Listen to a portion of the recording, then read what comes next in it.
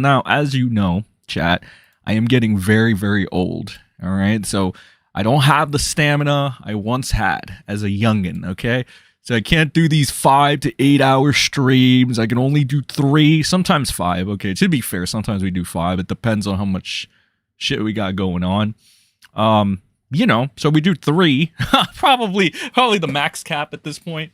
Plus it's Friday and we can always do the next day and stuff and etc. etc. So overall, good stuff. We got some stuff lined up today, and I actually did do a little bit of prep. Okay, rare prep by Sen. Got a couple things we want to look at. A lot of things, a lot of interesting things we got compiled here. But we're going to do a little bit of the side topics first. Just a little bit of a side topics.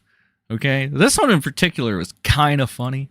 All right? This is one of those things where I just kind of chuckled at. Now, MrSEN Beardly. I think some people know about this person. What is this person from like America First or something? I have no idea.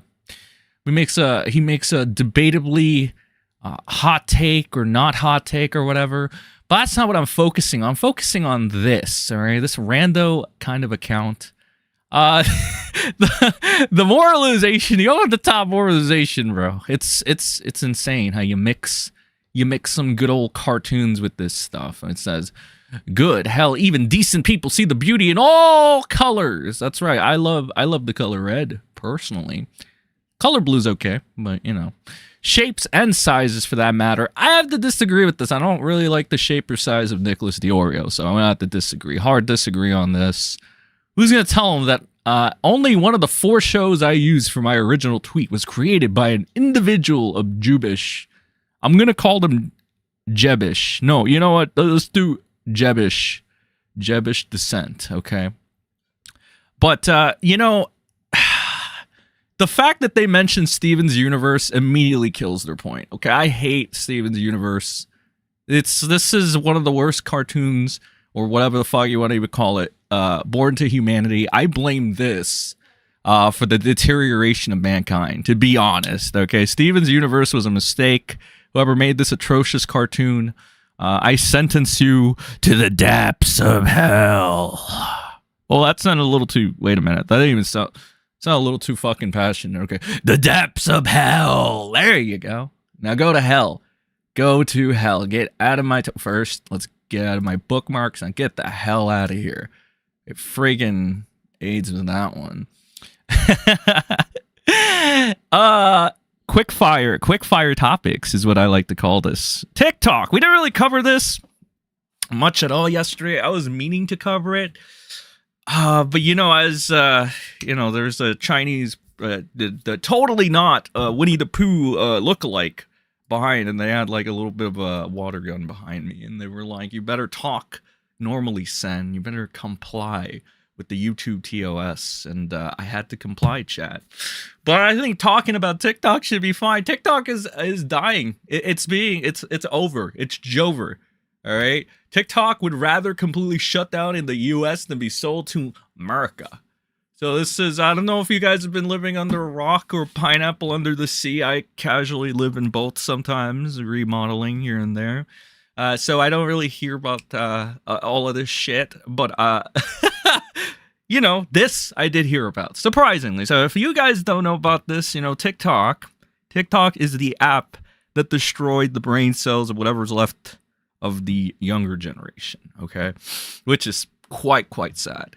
But it's been shut down. I don't know the legal proceedings of this. I think we can look at LawTube for that. Maybe LawTube has covered it. Perhaps, maybe. But I know the surface level shit. And apparently, there's this little important update. We regret that a U.S. law banning TikTok will take effect on January 19th. And force us to make our services temporarily unavailable. We're working to restore our service in the U.S. as soon as possible. Appreciate your support. But on that, I saw this little memes panda thing. I think it's rather cute. I like a good old panda with like red eyes there.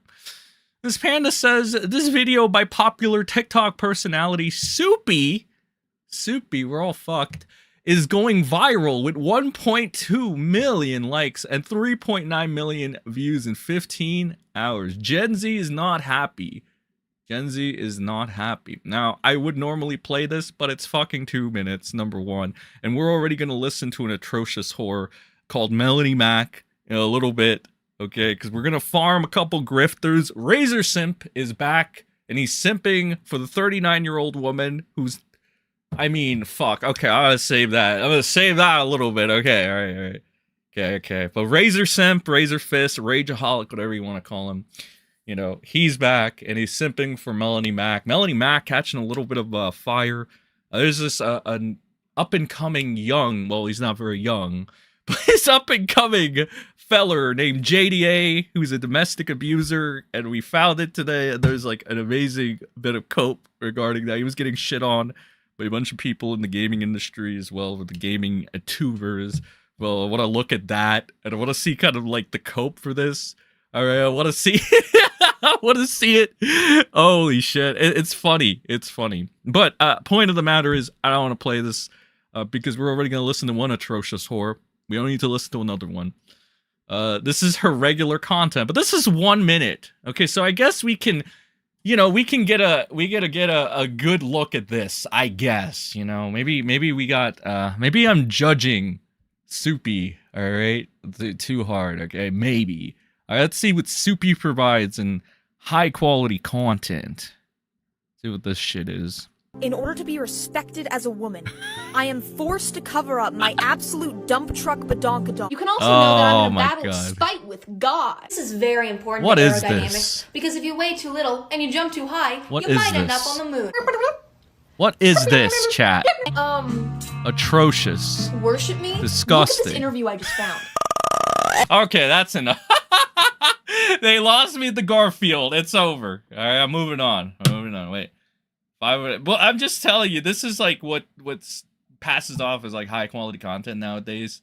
Kind of like the reason why I say we're fucking cooked. It's over. Like, it's really over. Do you support the TikTok ban? 62% of Americans do not. Now, if I was smart, I would make this poll, and I would put it out for you guys. But instead, I'm not smart. So instead, I'm going to put on a different divisive poll, as I should. Do you think all grifters are bad? Are all grifters bad, or some okay people? I don't know. You tell me. Let me know. The poll is up there. It's completely anonymous. You don't have to worry about anything. But are some grifters okay? All right? Because we've seen some, you know, let's be fucking real here. You know, 95% of the big YouTubers, they're grifters. Okay? But I had a bit of a realization. All right? This was actually, I had a realization. All right, you know, I talked to me and the shadow people, we spoke, and one of the things that I thought is like, well, Umbrella Guy, Tug, technically a grifter, yes, but is he really such a bad person? That's where I had my moral dilemma, all right? That's where I had my dilemma, because it's like, if I have to be factual, yeah, technically he kind of is, yes, but do I dislike him, and do I think he's a bad person? As somebody that's spoken to him personally, that's where my dilemma came in. I'm like, I can't pull the trigger on that. I can't say that he is, but you know, it's one of those conundrums, you know. Then we have people like the other ones, right? That I cannot even say any nice things about because their grift is so blatantly malicious, like complete misdirect, and now they're leaning on Christianity. So, like, grifters like Melanie Mac, the Rageaholic, Razor Simp, whatever you want to call him, and this new up-and-comer, JDA, you know, do I think... do I think they're good people? No, I can't necessarily give them the Tug pass. So, Tug, I'm going to call... I have therefore called grifters that are grifters, but are decent human beings, sometimes, okay, decent human beings, and I'm going to call them the Tug Pass. I'm going to say that they get the Tug Pass, okay?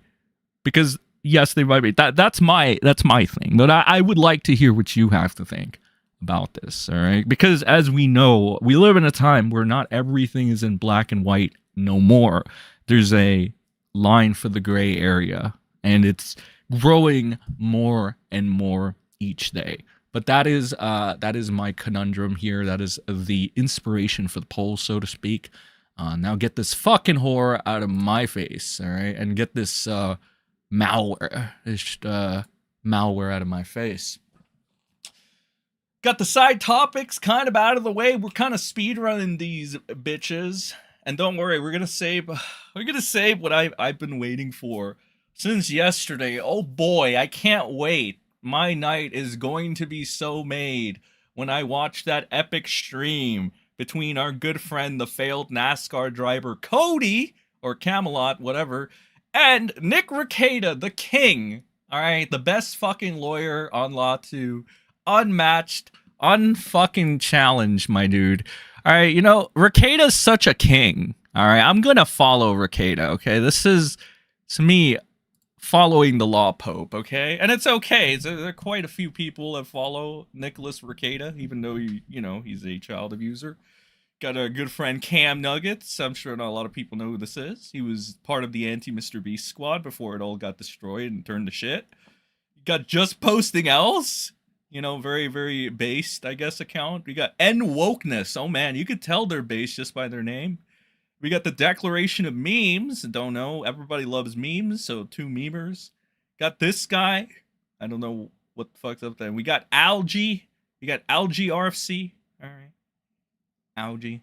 Got this. And we got Tug. You know, Tug. PPP. Yeah, you get it. Oh, Uncle Dom. How can I forget about Uncle Dom? All right, Uncle Dom is here as well. Shout out to Uncle Dom. So again, it's time. We got to follow the king named Nick Rekieta. All right, Nick Rekieta is a king. He's back. He's got his group back, fellas. He's fighting Aridem Halte. He's challenging him to boxing matches. Right now that Nick took a did he take a plea? No, I think he pleaded guilty. Right, Rekieta pleaded guilty. And now that he pleaded guilty, like he was going around. Oh, that's another thing I got to do. We got to pull up the Kiwi Farms. That's the thing I'm slacking on. I got to go to the Kiwi Farms for Rekieta because I told you I was gonna read some shit out from there and what they think. Because yeah, they followed Nick to I think it was, whose stream was it? It was a LawTube stream that Rekieta was welcomed to, because I think it was a memorial for legal vices or something. So Rekieta was welcomed in there, I believe, and Rekieta was talking about a couple things to note. I noticed because last night before we signed off, we saw Josh's segment at Mad at the Internet, and we saw the Kiwi Farms post, and they, thankfully,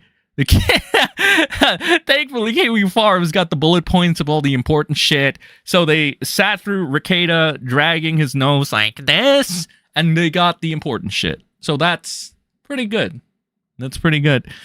So yeah, Rekieta, the king. We're gonna watch that. It's gonna be fucking great. You can already hear the enthusiasm in my fucking voice. We're gonna talk about the greatest lawyer of all time. I did ask the greatest lawyer of all time one thing, though. I do believe I asked him one thing. No, it's in regard to this. Yeah. Okay, so I asked the greatest lawyer of all time. Right here. Yes, right here. I asked them because, again, it's like, who do I go for legal advice? Like, who do I ask if a piece of legal paper is legit? I see a bunch of case information, case numbers here, and I wonder to myself, who do I ask? Do I ask Legal Mindset, a respected attorney, the VTuber attorney? Do I ask him? No. Do I ask Sean, a potentially criminal, another respected attorney? All right, very, very round, respected attorney. Nope. Do I ask Uncivil Law, another respected attorney? Okay, and I think he's bald, but I think he's bald, whatever. Do I ask him? No. We gotta ask the king. We gotta ask Nick Rekieta. All right, we need Rekieta's take. All right, we got Rekieta's take for China yesterday and TikTok, basically siding with China and the communists because he's still bitter about like his children being exposed to cocaine and the Minnesota people taking legal action or whatever. He's still bitter about that. So Rekieta sides with China, apparently in TikTok or something. I don't know. He was, I don't know. He was talking like this. At least that's funny. Haha. But I asked Nick Rekieta. regarding this legal paper, right? And I'm still waiting for a response, all right? But, like, again, I had a legal question, chat, and there's no better person to ask legal advice to than Nick Rekieta, the king of legal attorneys, all right? So I say to Mr. Rekieta, Nick, memes and bad blood aside, you're still technically a lawyer, right? If so, is this legal paper legit or is it a nothing burger? As you can see here, it's a interesting little legal notice of domestic violence and a restraining order. So, you know, this isn't very Christian, though. I gotta say, this is very unchristian. This is not becoming of a Christian man. He should really repent for this, right? It's not right. It's not right. I don't think domestic abuse is very Christian. But again, like, there's a lot of things that aren't Christian about the group of people, like Melanie Mack, which, lovely Melanie Mack, at the ripe age of 39. We're going to be going over her and her dried eggs a little bit later on. But let's do some Elon L's. All right, Elon L's. Elon Musk. If you guys don't know by now, I do not like billionaires. I do not like corrupt billionaires. So I do not like Elon Musk. And admittedly, I turned off quite a bit of people because of this. And to that I say, suck a dick.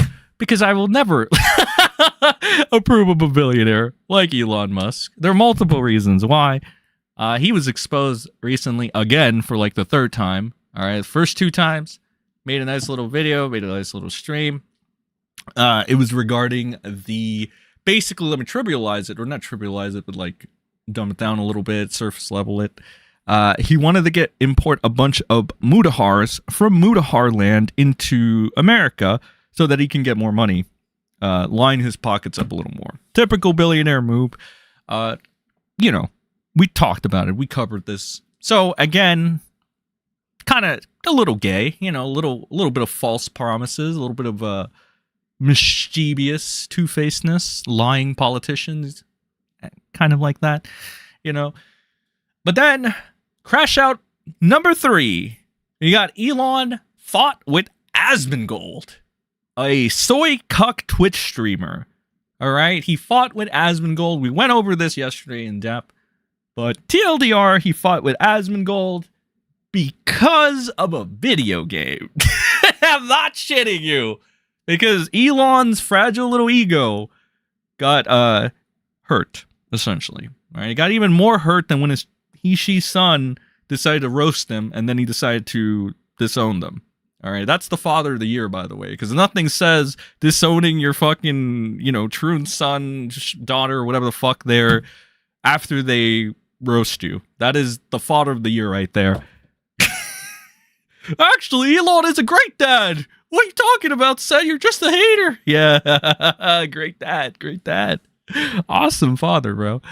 But yeah, so he fought Asmongold, the soy cock, over video games because Asmongold made a video questioning whether or not Elon was able to complete Path of Exile or actually even completed Path of Exile 2.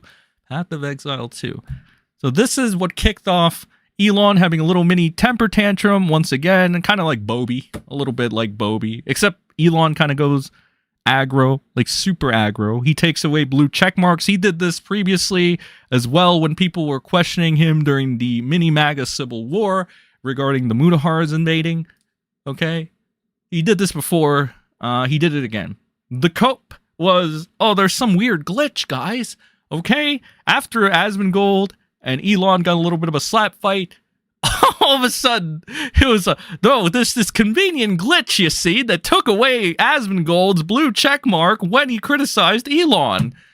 Like, yes, I am 100% sure that is exactly what happened. It is just a coincidental glitch, just like this piece of legal paper that says John De La Rose is a domestic abuser is completely and totally photoshopped. Definitely 100%. The copes people make is crazy, man. Crazy. Holy shit. Insane. Back to Elon real quick.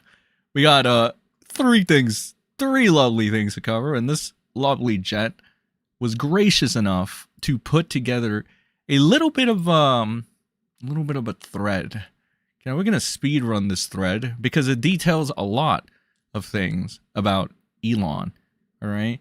So I'm going to read this real quick for everybody. Okay. Remember to take the poll. It's beautiful. It's up there. And also remember to send a like and share the fuck out of this stream. Because YouTube ain't going to do it for me now. I mean, I invoke the name of the magical sea country. You can't talk about that sea country. Okay, for some reason, YouTube don't want you talking about it. Definitely not in a negative light. Talk about it in a negative light, there's gonna be hell to pay from Winnie the Pooh. All right, just ask Red Note. Anyway, we got Elon Musk, maybe a known liar and charlatan, but he is also currently the richest person in the world. Owns the platform where I'm posting this, and seems to be controlling the man about to be sworn in as president of the U.S. next week. So I need to talk about him. On top of his brand as the CEO of multiple high-tech companies, Musk cultivates a popular image with the young people. Well, yeah, I mean, it's not really, let's see. What has Elon done? Well, he posts iFunny memes. He likes a bunch of anime shit. Well, he did at one point. I don't know. We can't see that shit anymore because he took away likes, but used to like a lot of anime shit. So yes, he's very relatable with the youngins, right? He always, he's very social media-ish. I mean, ordinarily, if you saw, how old is Elon? Like a 40 or 50-year-old man acting like this, you would call them a man-child or you would call them tipster. But since it's Elon, you kind of let it go, right? You kind of let it go. And instead, you think he's based. All right? So yes, Elon has cultivated... He's cool with the youngins, right? He's like that one guy who's like, how do you do, fellow kids? Except he's the based version of that. All right? Anyway, we got especially impressionable young men. As a gamer, he also does that. Yeah, he does. But you can't question whether or not he's a legit gamer because he'll take away your blue check mark like he did Asmongold. And then Asmongold will kiss the ring like a good little bitch. Anyway, he has credibility in the gaming world as a top Diablo player. Uses gaming to burnish his brand. I've never seen anybody use the word burnish in a sentence like that. So my hat's off to you, sir. But like in other parts of his life, Elon lies and cheats and steals to get what he wants, as every good billionaire out there does. I need to add this disclaimer. Every good billionaire that's good at what they do lies, cheats, and steals. That is factually what it is. I don't know what to tell you. The evidence this time may be irrefutable, cutting deeply into the core constituents. I can't. Illiterate here, pal. Illiteracy just called. And the young gamers, the youngins again. Elon's recent X-Stream of Path of Exile 2 caught the attention of two Path of Exile players who analyzed his stream and found good reason to believe that he doesn't actually play, that he must be secretly paying someone to play for him. Again, Elon's the same guy that role-played as his child for some reason, like on a fucking X account, was acting weird about that. I don't know. Nobody ever questions it because they're too busy saying that Elon's based, but he did do this. You can look it up. It's rather easy. To be honest, I kind of slacked on it. I should have fucking pulled it up. I fucked up the docket. It's so fucking over. Whatever. We'll do it next time. We're going to be talking about this guy for a long time, believe me, for a long time. Look, it's gotten so bad that even the most milquetoast motherfucker, right? Everybody is fucking Jesus, right? Fucking YouTube Jesus himself. Moist fucking critical. Okay, even moist critical. Alright? This guy is loved by everybody. Loved by the entire YouTube sphere. Nobody can question him. He can seemingly get channels just nuked and yeeted. Like whenever the fuck he wants. We got Moist Critical has even fucking criticized Elon, okay? Now, as you guys know, I am not a fan of... Hold on, Moist. Hold on. Okay, slow it down. Now, we'll put this gym stream away for a second. I'm sure there's going to be an archive here. So my mad at the internet will not be able to comply with having two things playing at once. So we gotta slow this down a little bit. And we got that Josh Moon internet right here. Okay, we can't fuck it. But even My point here is even fucking Charlie, Penguin Z, you know, the most powerful man on YouTube that everybody loves unconditionally. All right. Even he, all right, has to fucking question the Elon Musk meltdown. Okay. Even Charlie. And again, as you know, I'm not a big fan of fucking Charlie. All right. Ever since he yeeted Maximilian Musk because Maximilian Musk trolled him or whatever. Ever since that. And then he used the Reddit post to say that Maximilian Musk was a pedophile. Ever since that happened, yeah, I haven't been the biggest fan of Penguin Z. Okay, I have not. Okay, it's a little fucked. Also, then he had that one take about you being able to change your gender at any age, and he lost to Sneeko of all people, and then he fucking didn't double down smartly. I mean, whatever. That maybe smart, maybe not smart. But the point is, yeah, a little bit of a oopsie. After that oopsie, he decided to clarify his point. But you get it. Even this guy, YouTube Jesus, not crazy about Elon. All right? That tells you quite a bit. Maybe we'll watch the video. Maybe we won't. Okay? We have things in the watch history to watch. We got to rewatch this fucking horror. Unfortunate. Where did I lose my train of thought? No, I did not. Okay, we're back. As word circulated online, popular streamer Asmongold reviewed the video and agreed there was no way Musk played the character himself. Okay? Asmongold challenged Daddy Elon to prove he leveled himself, and he would stream it exclusively on X for a year. Or he would stream exclusively on X for a year. So even Asmi over here was bartering with Daddy Elon. Should we call him Elon at this point? I don't know. We'll just keep calling him Daddy Elon, all right? Whatever.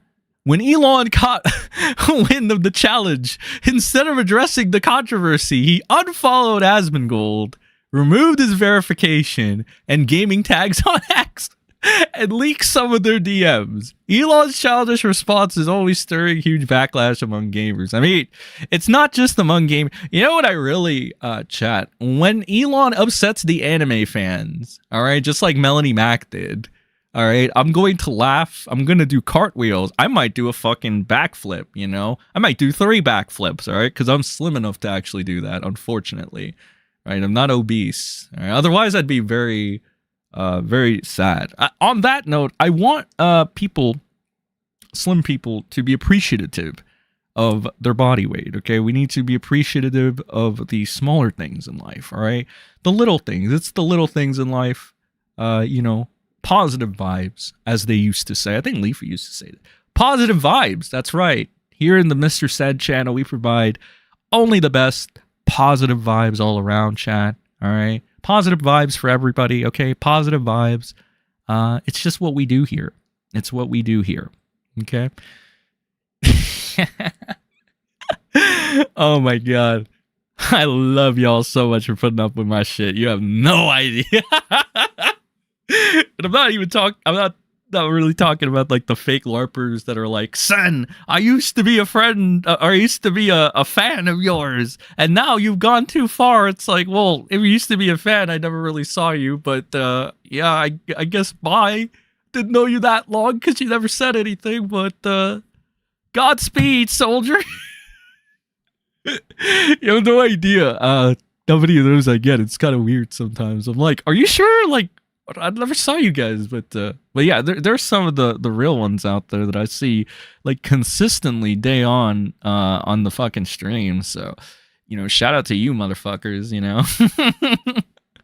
I know I am a acquired taste, but I appreciate you guys nonetheless. Anyway, Daddy Elon with his childish response already stirring huge backlash, but my main point is he's stirring backlash against the gamers. But I can't wait till he stirs backlash in front of anime fans, because that is where it's really going to hurt. The anime fans are very ruthless when it comes to you insulting anything regarding them. They get very defensive, very aggro. It is very annoying, but there's no denying that they have a lot of numbers, and thus they have a lot of power. So, but you can ask Melanie Mack about that. She had to make an entire fucking cope video over it. Okay. So when that time comes, inevitably, I am going to do cartwheels and jumping. Well, should I do jumping? I don't know. I'll do some like erratic stuff. I'll be like a fucking kangaroo and shit. I'll be very happy is the main takeaway from this. Okay. Hey, coming back to the Lord and Savior of America, Elon Musk. In recent years, Elon's populist image as a hero to gamers has ingratiated him to popular media figures who influence millions of the youngins. Most of Musk's business failures and dishonesty are too... Why are these... Okay, real quick, very, very, very fucking quick rant. Why do you guys gotta keep using big words? You know I'm not good with big fucking words, you fucking assholes. Like, do I have to start using, like, fucking Google to help me out here? Like, really, chat, they expect me to pronounce this fucking word. Byzantine. Is it Byzantine or Byzantine? Byzantine, whatever. Fuck, dude. Byzantine to get covered in detail, but I'm just going to call it that. If you want to correct me, go for it. But this is different. Musk is a false hero who only serves himself and only himself, and any claim he makes to principles is transparently false. No fucking way, dude. I would have never thought that the fucking multi-billionaire over there would lie to me. The common man. The multi-billionaire that can never relate to me, the common man, right? Or you guys out there, the common person. There's no way. I would never have figured that out. That's insane. What? You're crazy. What the heck? That's insane, dog. Crazy. You hear in this chat? You see this? Anime fan 2555? That's insane. Why the hell would Elon ever lie to me? He's only a multi-billionaire that's taken a bunch of shortcuts to get to the top. No way he would ever lie to me. That's insane. Billionaires always know what's in my best interest, the common person. Of course. There's no questioning them at all. So stupid. In this pivotal moment when he might soon have the president and the awesome power of the U.S. under his control, it is important to make sure as many people as possible see what's happening and just how representative it is of all his behavior. This man is unworthy of leadership in any capacity until he gets the help and healing. He's so... Oh, please don't fucking end this off like Melanie Mack and all the other fake Christian grifters. He needs Jeebus in his life. Holy shit, please don't say that. We should all do everything in our power to push this story far and wide so everybody knows and understands. Elon Musk cheated at video games, and when he was caught slightest scrutiny, he viciously burned his former ally and confidant over it.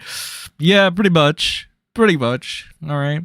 But that's pretty much this beautiful thread. You know, I gotta rate this thread. You know, I'll give it a nice little, let's give it an 8 out of 10. You know, let's give it an 8 out of 10. I gotta deduct a couple. You know what? Let's give it a 7. It's a 7.5 out of 10. I gotta deduct it because that last one right here seemed a little goofy right here. He cheated at video games. All right. You know, that I got to deduct some points for that. But a decent thread, 7.5. 7.5, chat. Is that fair? 7.5? 7.5 out of 10. This person, though, we got to have the... we got the cope. It's time for the cope, the beautiful cope. Was this not debunked? Oh my god. Debunked how? Tons of gamers in your life? I'm sure, because gaming is so linked to our culture. Ask one of them how this feels to them.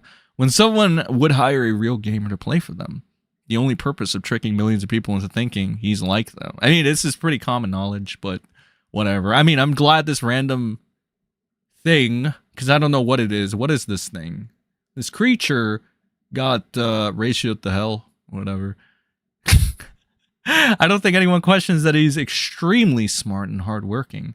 Entrepreneurs get nothing for free, so he's used to, unless he gets like a fucking handout from daddy, you know, or like whatever mines he has wherever he came from, in which case he does. It's like with Rekieta. Dude, I swear to God, this is the same thing people would tell me about Rekieta. They're like, actually, Sen, you don't understand. Nick is just extremely smart and hardworking. Like... Dude, that did not age so well after 7 years, did it? Yes, Nick Rekieta is so smart and hardworking, guys. Everybody that said I was like, oh, what did they say? You're just a clout chaser, Sen. You just want to be on Rekieta's show. Yes, yeah, that's definitely what it was.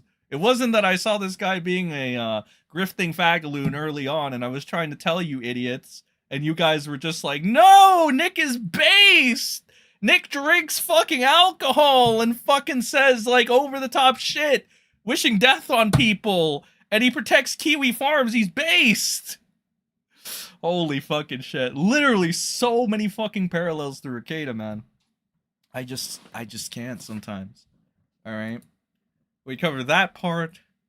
You got this. Also, luckily, this is not a thread right here. This is just a simple message from our good friend, whoever the fuck this is. I don't know. Their name is Fred Lambert. Fred Lambert says, over the last 2 weeks, Elon has been exposed by the gaming community for lying about his video game prowess by getting his characters boosted by other people while claiming to be one of the highest ranked players in the world. Exposed by the firefighters, people on the ground, and politicians for spreading misinformation about California fires, using this tragic natural disaster to attack his political opponents, as every good billionaire would.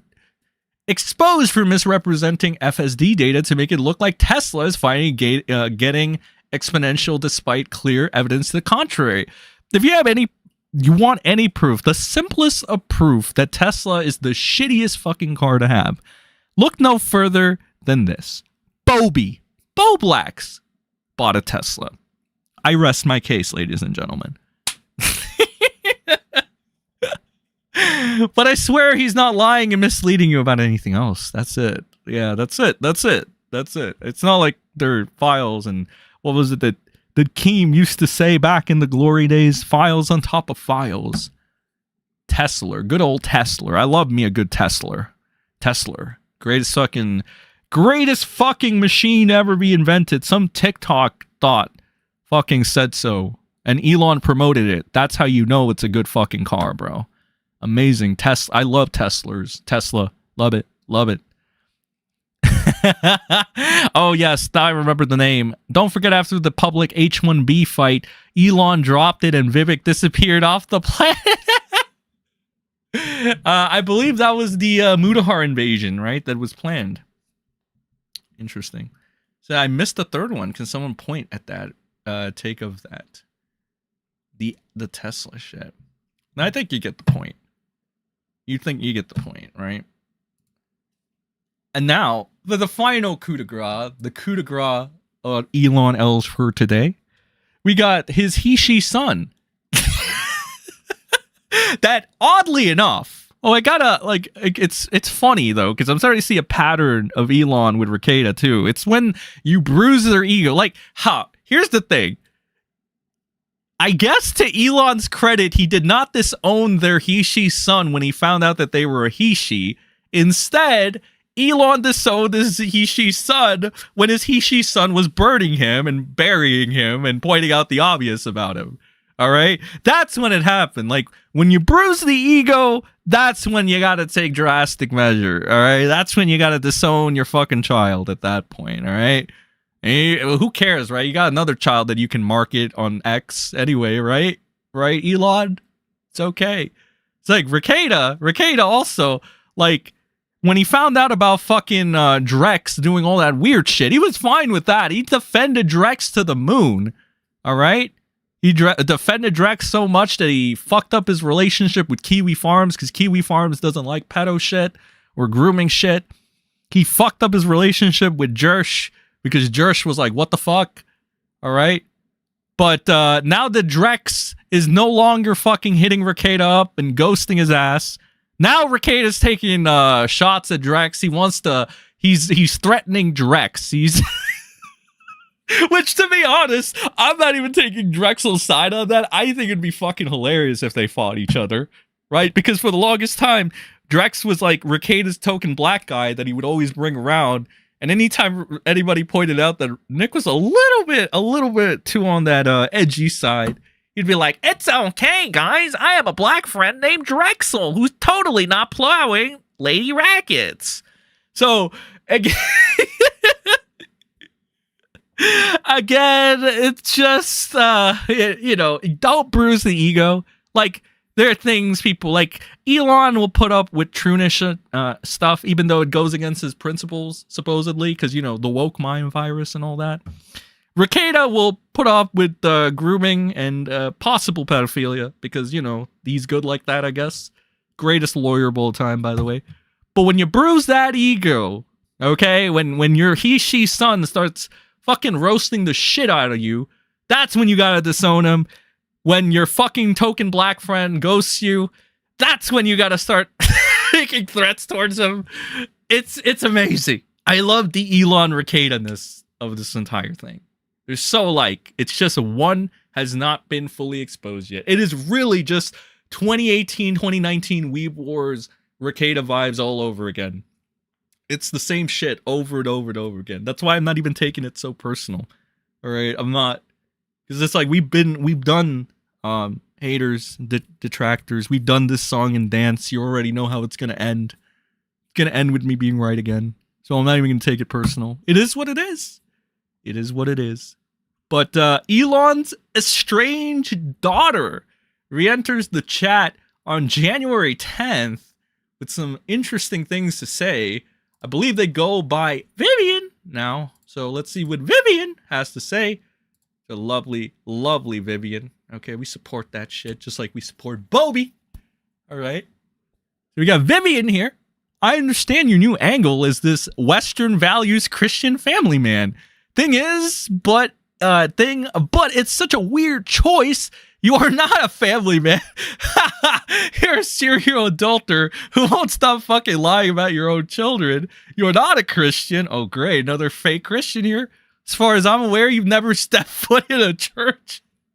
It's okay to be a fake Christian online. What do you mean? We could just ask Melanie Mac, JDA, and Razor Bitch.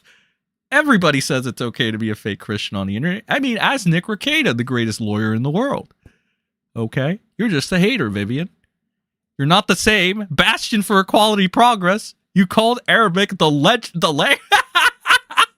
I'm sure there's going to be a couple of based chants over here. You know, based Elon, question mark.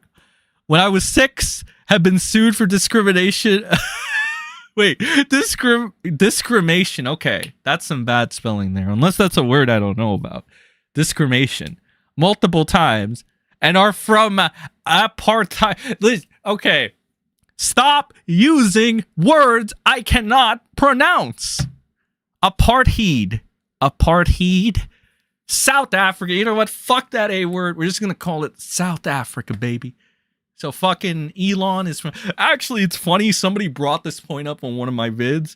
They were like, are you surprised fucking Elon's fucking America? He's not even from... He's from fucking South Africa, you retard. They're like, son, are you retarded? Of course he doesn't give a fuck. He's from South fucking Africa. He's never for America. Are you stupid? I'm like, Jesus. Well, now you put it that way, I guess I am pretty stupid. He's from fucking South Africa, fucking grimy fuck. Well, let's continue on with Vivian. Vivian here. Vivian-licious. Vivian-linious. I was starting to think this person more illiterate than me. Let's call him Vivian. Vivian. You're not saving the planet. You do not give a fuck about climate change. You're lying about the multi-planetary civilization as both an excuse and because you want to seem like the CEO from Ready Player One. I would mention the birth rate stuff, but I'm not touching that weird 14 words breather shit with a 10-foot pole. You single-handedly disillusioned me with how gullible we are as a species because somehow people keep believing you for reasons that continue to evade me. Now, what I've come to realize is that most people would rather believe a wholesome, well, not wholesome, but a spicy lie than the cold, hard facts that Elon is just a faggot billionaire trying to line up his own pockets at the cost and detriment of the American people. That is the sad reality I've learned. And that's why it is what it is. All I'm going to go ahead is continue to point this out at every turn because it's fun. All right. And as you know, yesterday I made a proclamation. The proclamation is if at least one person can be enlightened to the fucking truth, well, that's fine. That is what we need. We just need at least one person. It's like the Lorax. All right. You know when the Onceler took down every fucking tree and there was no trees left? It's that one planted seed. One tree is all we need. Okay. That's a great film, by the way. Amazing film. All right. I personally thought it ended too fucking early, but this is my thoughts, you know. Also, wasn't Zac Efron there? Why the fuck was Zac Efron there? Why the fuck was Taylor Swift in there? Odd casting choices. But other than that, not much too bad. Not much too bad. I know I said I was going to end the Elon segment here, but of course, I'm going to go ahead and point this out. There are a couple other things this right here before we get to fucking domestic abuse Poppy over here. JDA. We got some rando account says Elon gets caught liking porn. That was true. There was an OnlyFans thought he liked, and then he made likes private for some reason. I mean, I don't know what is so wrong about him liking OnlyFans thoughts personally. I mean, I didn't really see that as a big deal. I guess he saw it as a big deal. But shortly after this, he reworked the like system for some reason. Never really was explained. Not many people question it. But hey ho. His ex-wife blocked him. Then he changed the way blocking works. Kind of interesting. But I'm sure it's just a coincidence. Now we got 2 back-to-back, but I'm sure it's just a healthy, wholehearted coincidence. And number 3, he notices everyone on his post comments is shitting on him. And now he announces he will be penalizing any tweet deemed as negative. Masterful gambit, sir. Not only that, to add, the algorithm change that he made. The algorithm change. If you get blocked by count of very, very high standing, your engagement will go down, down, down. So, you know, it's just that we pretend we do not see. Okay, we pretend we do not see. We pretend we do not hear. We pretend we do not know. It's okay. Let the billionaire keep fucking us up the ass. It's okay. It's okay. Let the billionaire keep having their way with America. It's fine. It's fine. I still not heard from Nick Rekieta, the best lawyer of all time, unfortunately. So we can't really go into that. But that was the Elon segment. But you know what? We can always get more Elon hate. So you know what? Let's hear fucking YouTube Jesus. All right. YouTube fucking Jesus. Penguin Z. All right. Let's see what his take was on this situation. Because we need the word of God. All right. Now, as you guys know, I am the real God. Rekieta's the fake God. But then there's YouTube God. And that is Charlie. All right. We gotta get Penguin Z's take. All right. Because this is the equivalent of the Holy Bible for most, if not all, YouTubers. So let's see what his take is on Daddy Elon. We're not going to watch the entire thing. All right. We're going to watch, let's see a little bit of it. Okay, just get an idea, chat. Elon Musk is a worm I like to shoot spitballs and throw tomatoes at from time to time. You know, maybe I've been a little too harsh on Charlie. Maybe I've been a little too hard on this guy. I mean, sure, he's like low-key falsely accused someone of being a pedo, and he said that weird take about Troons. But yeah, maybe I've been too hard. Oh, just kidding. I'm just kidding. Because he is a jaw-droppingly embarrassing specimen of pure cringe that it is impossible to fight the urge to clown on him. Yet, whenever I do, and whenever anyone mentions Elon in a less than flattering way, you will have the most unlovable Cro-Magnon swarm you, dogpiling like it's World War Z zombies, to try and defend Elon from whatever the... I hate that, like, in the fucking first 20 seconds of this shit, Moist Critical is actually fucking cooking, bro. What the fuck, dude? This is fucked. Oh, this is so fucked. How is Charlie cooking right now? That's crazy, bro. That's insane. He's actually cooking. The slight criticism or jokes were about him. These gonad gobblers will always blow my mind because I don't understand this brain-off worship of Elon Musk. Everything they hype him up to be, he is the opposite. He is not cool. He generates AI images of himself where he's not like this meatball-shaped man. He is You gotta understand though, Charlie. I mean, we live in an era where TikTok has just fucking absolutely killed everybody's brain cells, right? And again, the funny thing about this is that the people that side with Elon are really like TikTok retards. Like it really is just brain rot TikTok retards. The fucking typical person you'll see in like Turkey Tom's chat, low testosterone Tom, Mr. I don't care that Destiny saw an 8-year-old's wee wee, right? But I'm going to rage at Pyrocynical. Right, that guy, okay? Completely consistent Tom, by the way. Turkey Tom, most consistent content creator ever. Owns a Chinese sweatshop where he doesn't really pay his editors and researchers. Rips a bunch of Kiwi Farms talking points, articles, and tries to repurpose them as his work as a documentary guy.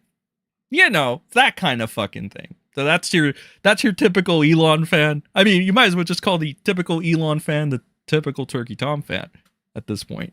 But that's the majority of his fan base. It's not people that aren't brain dead, brain rotted motherfuckers. So not for free speech like they like to hype him up as. He's not a champion of free speech by any means. In fact, I personally think he is someone that is firmly against it in almost every single instance. Like, he personally banned the word cis. He actively bans things that hurt his feelings, and today I think is a great example of that, and hopefully will be a mask-off moment for a lot of people, and open their eyes to the fact that this is not a guy who's for free speech and is not for you. Like, bro, we are so fucking cooked, okay? Dude, I have no doubt that fucking that slimy little weasel from South Africa, Elon, is going to fucking manipulate the shit out of Trump. At this point, bro, we are so fucking cooked. It's so fucking over. I'm not gonna get into it, but do we even need to talk about the H-1B take? Like, come on. He's not looking to hire you. He doesn't want to know you. He doesn't want to employ you. He wants the cheapest labor, and he wants everyone to be constantly fondling his sack and being really, really nice to him because he's our special boy. It's so... Just like Bobby, honestly. I mean, look, I know I'm being a little too hard on Bobby right now.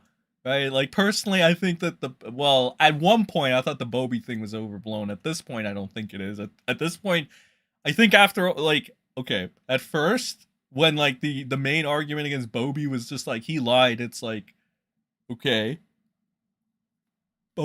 like you all do, so who cares? But then as time progressed, and being an autistic person, just like Elon, you know, I guess like.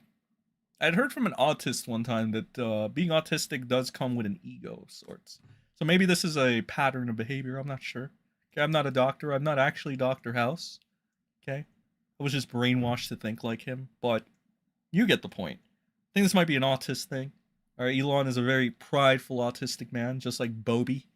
Okay, so yeah, I kind of see parallels there. I think Elon is just Bobby if Bobby was given supreme power and took away the weed, honestly. Maybe Bobby trades up the weed for some ketamine, and that's what Elon's drug of choice is, by the way. So maybe he switches that up, and maybe we'd get a Bobby Musk. All right. Unfortunately, that is a different timeline.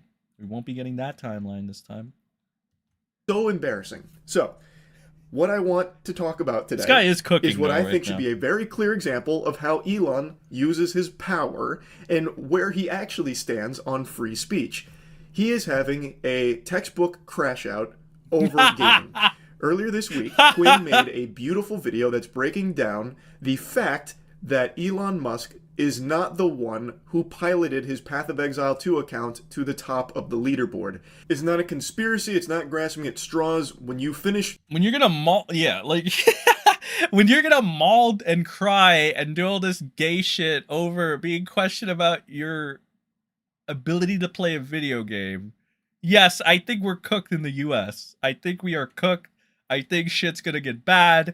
I don't think things are gonna unfortunately get as good as Daddy Jim is thinking it's going to be, although Daddy Jim is going to make a stream this Monday. A very lovely stream, I think, an inauguration stream or something. So there's that. I'm actually curious to see his take on the politics and shit. But I'm not too hopeful personally. So we'll see. We'll see with that. That'll be interesting too. that video, and I highly recommend you watch the whole video, it will be very clear, beyond a shadow of a doubt, Elon Musk was not the one who actually got the account to where it was. He instead gets permission from the boosters to play on it and flex it for his Twitter streams.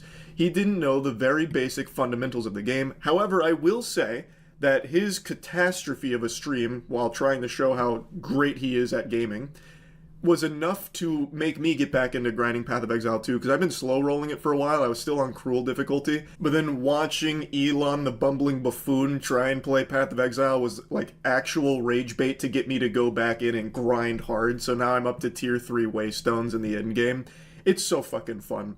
But anyway, I'm getting sidetracked. The point is, Elon Musk knew nothing about the game. It was very clear. And the big thing about it wasn't even that he had someone boosting his account for him. It's that he was just in this complete denial and trying to convince people that he is the best gamer alive. Like, this game's a little too easy. I'm on max difficulty, you know, swagged out mode, and I'm just kind of breezing through it because I'm just that good at games, that kind of thing.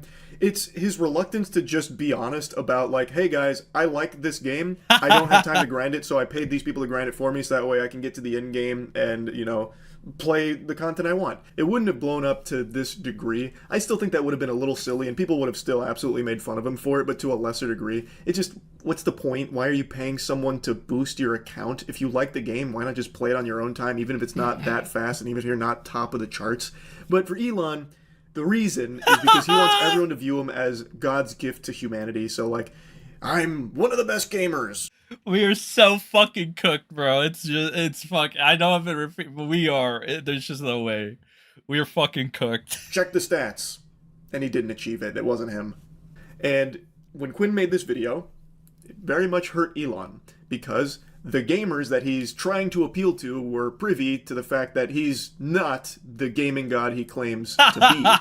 And I guarantee you this is what's going to happen. The second Elon gets a critical take on, like, Gura or anything lolly related, every anime fan is going to fucking turn on him. Reb says Disu's going to turn on him, and then he's going to invoke the wrath of any fucking anime fan. Or it could just be him siding with, like, Melanie Mac and start using Razor Simp Melanie Mac talking points and saying, yeah, we should have DJ stuff on video games, guys. Every fucking weeb is going to turn on this guy, and I'm going to love it. But I actually implore Elon, you're the greatest guy ever. I think you should totally give those takes. There'll be nothing could possibly go wrong. You go, Elon, you got this. Yeah, let's go, Elon, the Bobby God. Let's fucking go. All right, I highly recommend you do this, Elon. Please do this. You're the goat. Go, Elon. South Africa, baby. And that damaged him. So I knew he was going to have a comical response, but I didn't expect it would be this absurd. To set the stage for what happens next, Asmon and many others covered Quinn's video, as well as other people's content talking about how it was impossible that Elon was the one that actually played on that account because he is just dog shit and knows nothing about the game. Asmon covered this, he talked about it, reacted to the video, and today, Elon went on Twitter and had this to say. Asmon behaves like a maverick independent, but in reality has to ask his boss for permission before he can do anything. He is not his own man. He then leaked his DMs with Asmon, where he said, this is Asmon, I'm gonna see if my editors might... Dude, I love how his own community notes... This fucking guy really is like Bobby, if Bobby actually operated on a higher plane, dude. Like, fucking Elon gets graped on his own fucking website by, like, his own fucking... Dude, it's amazing. I love it. I fucking love it. I want to make a second account for it, and then... Elon is just Bobby on a higher plane. You don't understand, okay? Elon replies, sure. Who are these mysterious editors? He actually sounds like that news anchor. Who is this 4chan? Like, how can someone be this fucking... Who are these mysterious... This is so stupid. This guy is such a fucking idiot. Holy shit. He got his diamonds from his mines in South Africa. And now people actually think this guy is smart. That's amazing, bro. Like, you get the South African guy, here's a bunch of fucking diamonds from the mines, comes to the United States. all of a sudden, he's the smartest guy in the world. Just like Rekieta, right, guys? Rekieta, the smartest lawyer in the world, right? Yeah, he got his inheritance from his mommy and daddy, right? That's why he's the smartest guy in the world. Holy fucking shit. Out of touch and stupid. I will never cease to be shocked by the absolute idiot potion this guy seems to be boofing on the daily. Like, how? It's the Bobby potion. Alright, it's the Bobby potion. What do you mean, who are these mysterious editors? Do you not know what editors are? Holy shit. So then... Elon is like sipping the Bobby juice. You don't understand, Charlie. The Bobby juice. Alright? Asmon explains, 2 guys, links them, and then they basically run the entire YouTube account, lol. So basically any content I post is edited or uploaded by them, and they can just get a cut of the ad rev. It's a super good system, to be honest. Almost everyone on YouTube does it. And then there's a community note there, which says what should be obvious to anyone with a functioning frontal lobe. Elon Musk seems to think Asmongold is an employee with editors overseeing him. That's incorrect. Asmongold's editors are actually his employees. They edit, upload his content for a revenue share. They don't control what he does. And then Elon Musk proceeds to take away Asmongold's checkmark on Twitter. You remember that thing Elon was like really adamant about, you know, how checkmarks were kind of like weaponized? Hey, Elon, you're doing that. So the free speech guy, you're taking away his checkmark because he hurt your feelings, fundamentally shadow banning him, because without a checkmark, his replies and his engagement go way down and you won't really see it anymore. Dude, this makes me feel so much better because, like, I was always wondering, I'm like, well, I have like 900 people following my ass, right? But like I barely get any interaction or anything, right? And then I realized, oh shit, like, number one, how the fuck did I get 900 people following my ass off of this? And then number two, it's like, oh yeah, I don't have the amazing fucking blue check mark, but what I do have is I have this lovely little kiwi emoji. All right. So it's like, oh, right. And then I read up a little bit on it as well. And I'm like, oh, you literally got to pay this fucking idiot money in order to fucking let your... So it's like, he essentially made fucking Twitter worse than it used to be. Like, yes, you had the typical lefty propaganda over there, but at least I was able to get fucking grifters like Grums and Rev and any one of the people that want to cry about maleftism content and money. And now it's just, this is just a shittier fucking website that's just pandering to Elon Musk on a regular basis. I mean, the one good thing, I guess, that you can say is that because Elon bought this, Trump might have gotten elected. There was a lot of positive Trump vibes on X, okay? You know, social media played a big influence on Trump getting elected. It was the alternative media. So I guess you can take that as the only good thing. But other than that, it's a fucking shithole. It's not really good. It's like pretending to be Kiwi Farms, but it's not actually Kiwi Farms, right? Because you can't say the words you want to say, even though Elon says you can. Only certain people can say it, and you got to pay him money. That's like that's like Josh Mood saying, you got to pay me money so that I can give you a cute little kiwi emoji next to your name, and your post can be upvoted or something. It's the most retarded shit ever. Like, holy fucking shit. You're shadow banning someone who hurt your feelings. Elon is just that fucking sensitive. In fact, sensitive doesn't even really cover it. Like, my cock gets sensitive when it gets sucked for too long. I'm like, ooh, ooh. But, like, that's sensitive. Elon has reached a new level of sensitivity I did not think was even achievable by a human being. It is just fucking flabbergasted by how soft he is. He has all the money in the world, but is beyond insecure to the point that I can't believe he's a real person. This has to be some kind of, like, Android protocol that's been sent from space, from, like, space Redditors. Bro, this is probably the best Moist Critical video I've ever seen. This is probably the longest I've ever gone while watching a fucking Moist Critical video. Like, I do not like this guy at all. But, like, holy shit, he's cooking right now, and I'm letting him cook because, damn. In order to see, like, the limits of cringe that can be pushed. Come on. He's talking about editors and then saying Asmon needs his editor's permission to post things. He lacks the fundamental understanding not only of Path of Exile 2, but of life. Like, of living as a sentient being. How can you even reach that conclusion? I mean, I know how he reached that conclusion because he is a turbo moron who can't like activate neurons and think. So he saw the word editor and made the assumption that it's like the editors that will oversee someone's work in the journalism sector. And he gets these dots, these breadcrumbs that he starts connecting from out of fucking nowhere about how, well, Asmin is actually just a pawn of his editors. That's not just wrong, that is just blatant misinformation. I remember when like Elon was like role playing as this Andrew Dittman or whatever the fuck Dittman person, and he was like fighting that guy from Fresh and Fit. I think I should still have that fucking clip back. I'll go find it. But he was role playing as some different autistic guy.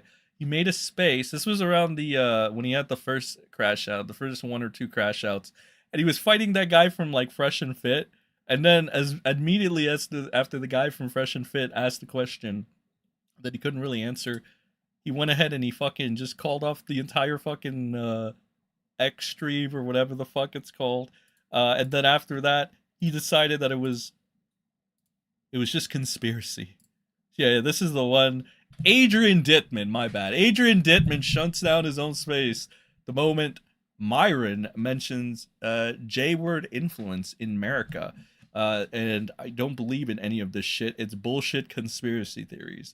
So, you know, there's been talk. Now, we do not, and sadly, kind of can't mention this for some reason. I don't know. It's too weird navigating them social medias nowadays. But yeah, apparently fucking Elon, he was role-playing again, and he fucking got bodied by the Fresh and Fit guy, which that's kind of a fucking hilarious thing in itself. Ian Miles Chung tries to defend him, but to no avail. So Adrian Dittman, Elon just kind of pulls the plug on this entire thing. I'm gonna try to get to environmental. Let's get to this fight over here. Holy shit! There's literally nothing wrong with it. I think you're giving Juice too much credit here. The fact that you guys are apprehensive to have this discussion proves me and Chase's point that they run this country, dude. Adrian came out of a sleepwalk just now to stop the convo. You're just giving them way too much credit. I think you're giving the Juice way too much credit. No, I literally came in randomly, to be honest with you, but sure. So this is how it always devolves. So this is how it always devolves. Pretty cool. They give themselves the credit. They give themselves the credit. They brag about the fact that all of their politicians that they lobby for. Jesus. You know, this kind of seems like reminiscent of Bobby whenever he gets mad, now that I think about it. I swear, literally, I take fucking just a few, I take like an hour or two to go somewhere and eat, and I come back, and we have absolute fucking degeneracy. Great. Okay, anyways, it's a bit late, technically early already. I don't want to have this fucking retarded ass discussion. It is really fucking stupid.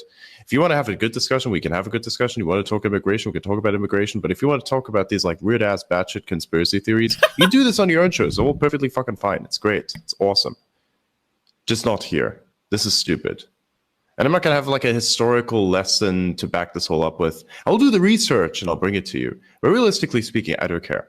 I really don't care. I don't understand what the fucking problem is, and I'm tired of seeing this nonsense on everywhere because it's the same repetitive dumb shit, and most of it is entirely a fucking lie. And I'm not going to hear it. Now, with that aside, tomorrow is going to be another day. You can come back if you want to talk about stuff that's actually real. It's good. Other than that, everything I'm uncomfortable talking about is not real, guys. It doesn't exist. It's a conspiracy. I got to start using that. It's just a conspiracy, guys. It's just a conspiracy. Holy fucking shit, bro. He is actively engaging in misinformation, making it seem like Asmin has a puppet master above him, these editors, that he has to answer to. Wait a minute. Sounds like a little bit of a conspiracy. Oh, the sweet, sweet fucking irony there, Elon. Sweet irony. I love it. I love it. And then he abuses his power to take away his checkmark. He is actively doing all of the things he says he is super against, and all of the people say that he hates and will never do. He does it. I don't see how a single Elon Musk nipple-suckling leech could see this and conjure up some kind of excuse for it. There's no mental gymnastics that could possibly exist to justify this behavior. It's the epitome of everything people hate. It's cringe. It's sensitive. It's an abuse of power. His feelings got hurt, so he used his power as the fucking chief general of Twitter to take away his checkmark because he hurt his feelings, and then he goes on to leak DMs. How could you possibly look at that and be like, no, that makes sense. Elon was in the right here. Like, let's say you just love Elon. You know what? I'm not your dad. You can like whoever you want, like whatever you want. Doesn't matter to me.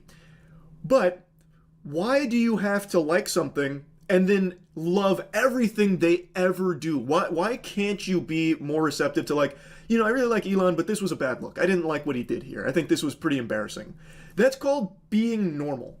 For some reason, people just can't be normal. Oh, Charlie. You really think anybody that really slaves their time away on the internet as much as the Elon supporters are normal? Oh boy, are you in for... You're in for a rude awakening there, pal. Anymore. If you like something, you have to be obsessed with it. You have to fucking love it. You have to be, like, snorting that drug constantly and shut out and hate everyone who pokes holes in it. It's so weird. I don't know why people want to live their life this way. They just want, like, the black and white. Elon good. Anyone who said Elon not good, they're bad. Elon good. I don't know why people want that. No one likes to think anymore, and with the way the internet's gone, you don't have to think anymore. You can just wait for tweets to tell you what to think, or because we're cooked. Because we're cooked. Even ChatGPT to tell you what to think.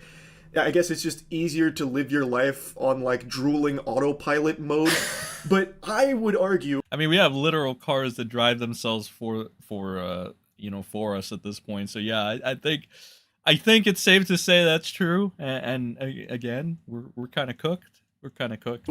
That you are doing yourself a huge disservice in life if you just live this way. Where even if you really like Elon, whatever, why not just be receptive to the idea that he's not infallible? Maybe he does make mistakes. Maybe he is cringe sometimes. And you can acknowledge that, recognize that, and then at the end of the day, still like him if you want. It just doesn't compute with me. And of course, it's not exclusive to Elon. It's a very normal thing now all of a sudden where if you like something or like someone, anything that is brought up that's negative about it is like the end of the world to you. And then you spend hours a day arguing with bots on Twitter about it and defending the thing you like. I just don't get it. Elon Musk, I think, is just the best example of this phenomenon because his fan base does PR for him as if it's their actual job. Like, they are professional PR drones for Elon that he doesn't even have to pay. Because they're in the trenches every single minute of every single day, suckling on him, arguing on his behalf, shutting... Motherfucker, dude, fucking Asmongold has so little respect for himself, he immediately bowed down to Elon. So he goes on to, like, defend the multi-billionaire, even though the multi-billionaire just spat in his face. It's atrocious. It's atrocious what these grifters will do. Shutting down any criticisms against him. It's just so embarrassing. Almost as embarrassing as Elon himself. So yeah, anyway, I had to talk about this. Because what an incredible response from Elon to just take away Asmon's checkmark and then leak his DMs where he completely misunderstands that editors aren't like his overseers. It's so, oh my god. So yeah, anyway, that's really about it. So yeah. I gotta be honest. Voice Critical kind of cooked. Voice Critical kind of cooked with this one. Cannot deny that. Oh my god. So I gotta rate this. Mandatorily have to rate this.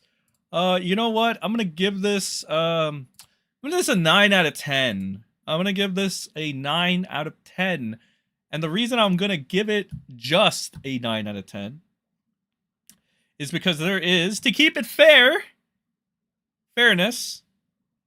there is a little bit of the hypocrisy, a little bit though. Because I mean, technically, we want to be technical about this. It's a little technical. Charlie kind of a little guilty of having his feelings hurt in the past, and then just basically calling Maximilian Musk a pedophile over it. So, you know, just a little bit of, that's about it. That's the only thing. And then there's the other shit, but in regards to this, it's just a little bit of a hypocrisy there. Just a little bit, nothing too bad.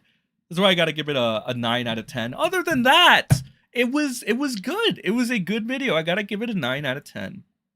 Okay. So, chat, that was the Elon segment fully. Now we're going to move on to the grifter segment. And we're going to talk about some lovely grifters. We all love our grifters. All right, we love. I mean, I'm sure you guys love your grifters there.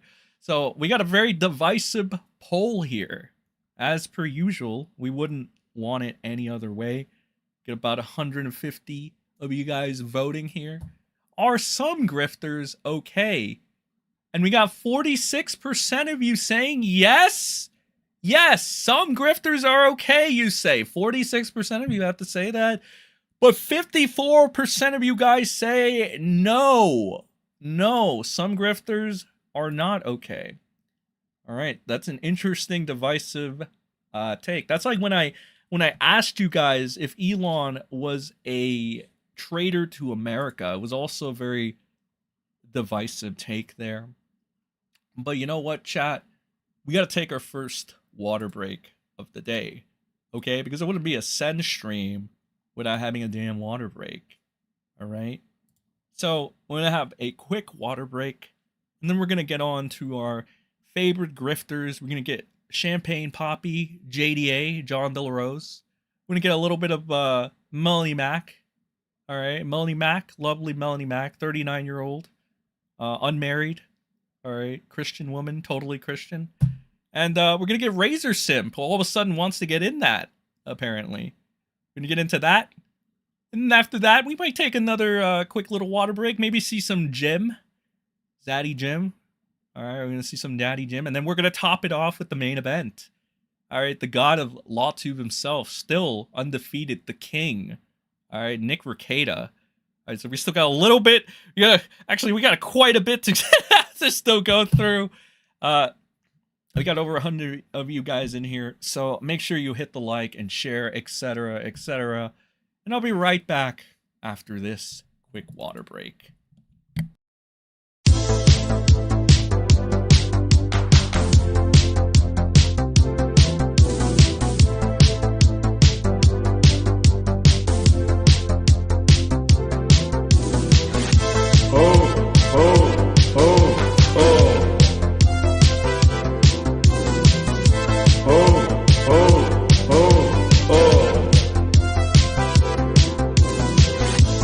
Kiwi Farm, you do not have the full store E. Ooh, come Kiwi Farm, come and look upon the heart, Ooh, let's talk in DMs, it is not too late for my mercy. Ooh, come and look upon the heart, Oh, I'm a god, how can you jail a god? What a grand and intoxicating innocence. I'm a god. How can you jail a god? Shame on you, sweet Kiwi Farm. I'm a god. I'm a god. I'm a god. I'm a god. I'm a god. I'm a god. Welcome, Kiwi Farm. You do not have the full store E. Ooh. Come, Kiwi Farm, come and look upon the heart, Ooh, let's talk in DMs, it is not too late for my mercy. Ooh, come and look upon the heart, Oh, I'm a god. How can you jail a god? What a grand and intoxicating innocence. I'm a god. How can you jail a god? Shame on you, sweet Kiwi Farm. I'm a god. I'm a god. I'm a god. I'm a god. I'm a god.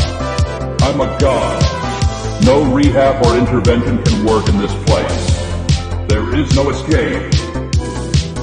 No rehab or intervention can work in this place. There is no escape. No rehab or intervention can work in this place. There is no escape. No rehab or intervention can work in this place. There is no escape. Oh, I'm a god. How can you jail a god? What a grand and intoxicating innocence. I'm a god. How can you jail a god? Shame on you, sweet Kiwi Farm. I'm a god. I'm a god. I'm a god, I'm a god. I'm a god, I'm a god.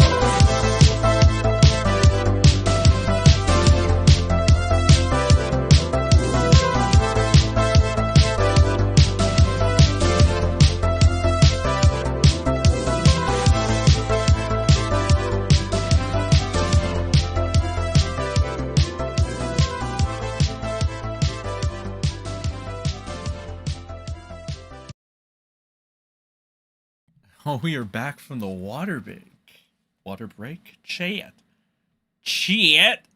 We're back.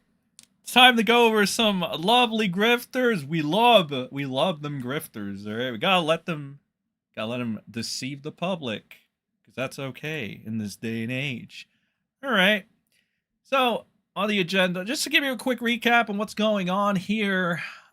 Basically, Melanie Mac, lovely, beautiful, 39-year-old, childless, totally not a fake Christian Melanie Mac, made a little bit of a take the other day to upset some of her fan base in regards to gaming. There's a lot of gaming shit going on today, ain't it?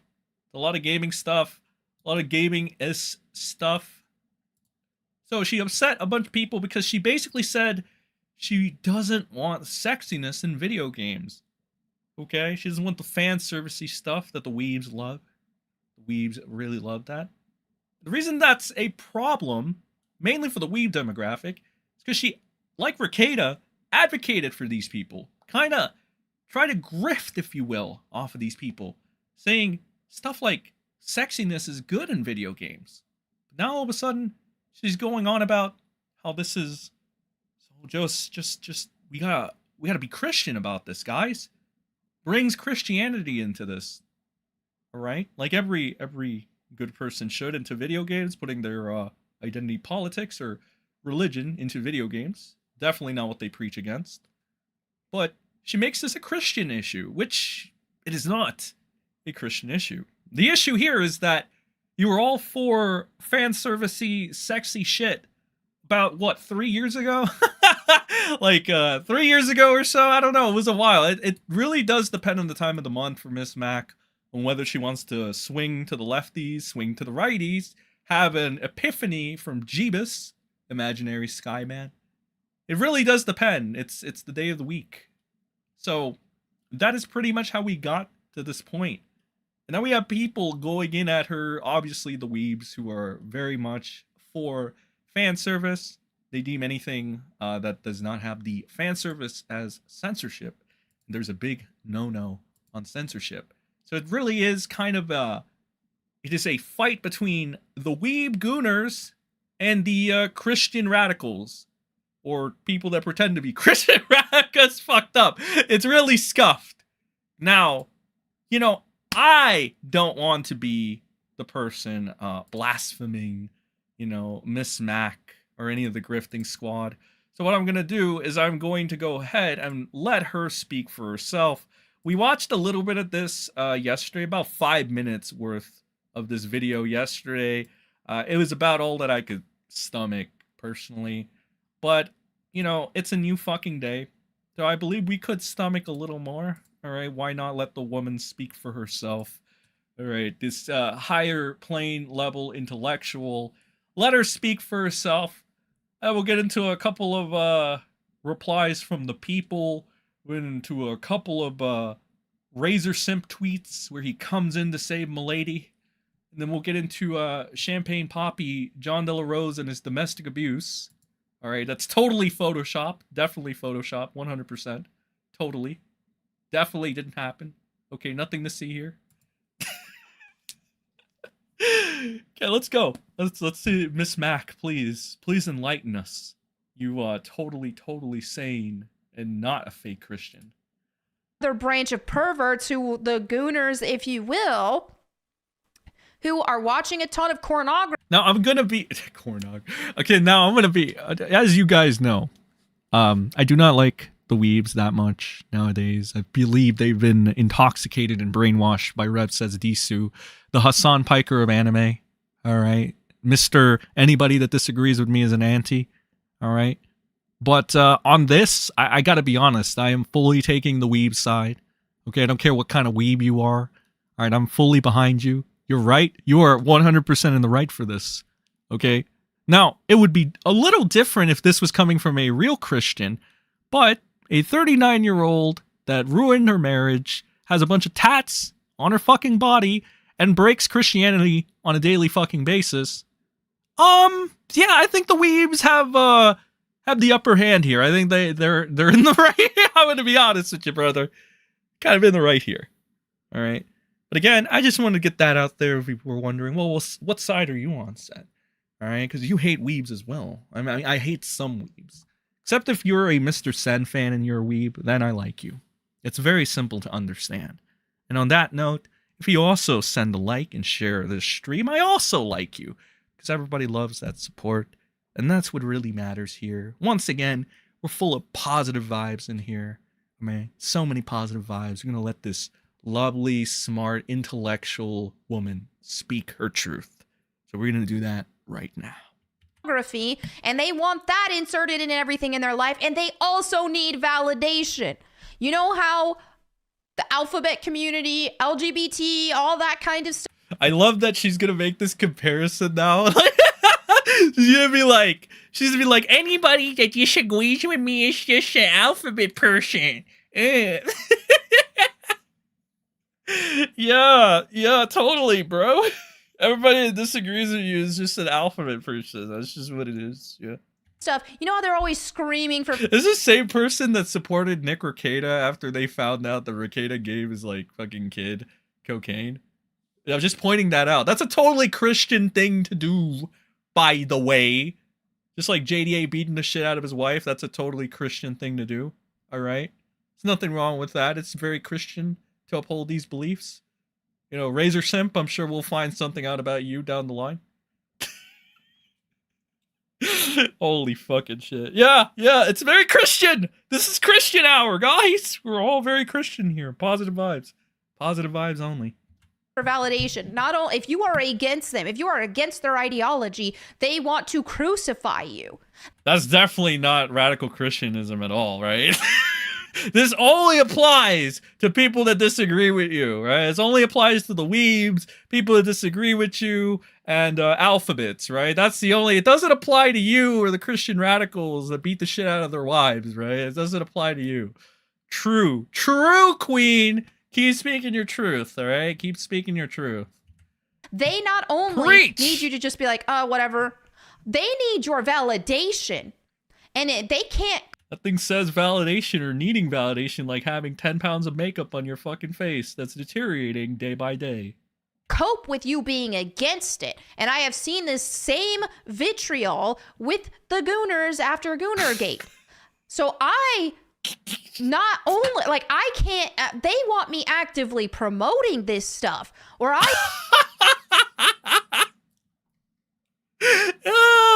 that's amazing. Nobody told you to promote it, though. They just told you not to be a hypocrite.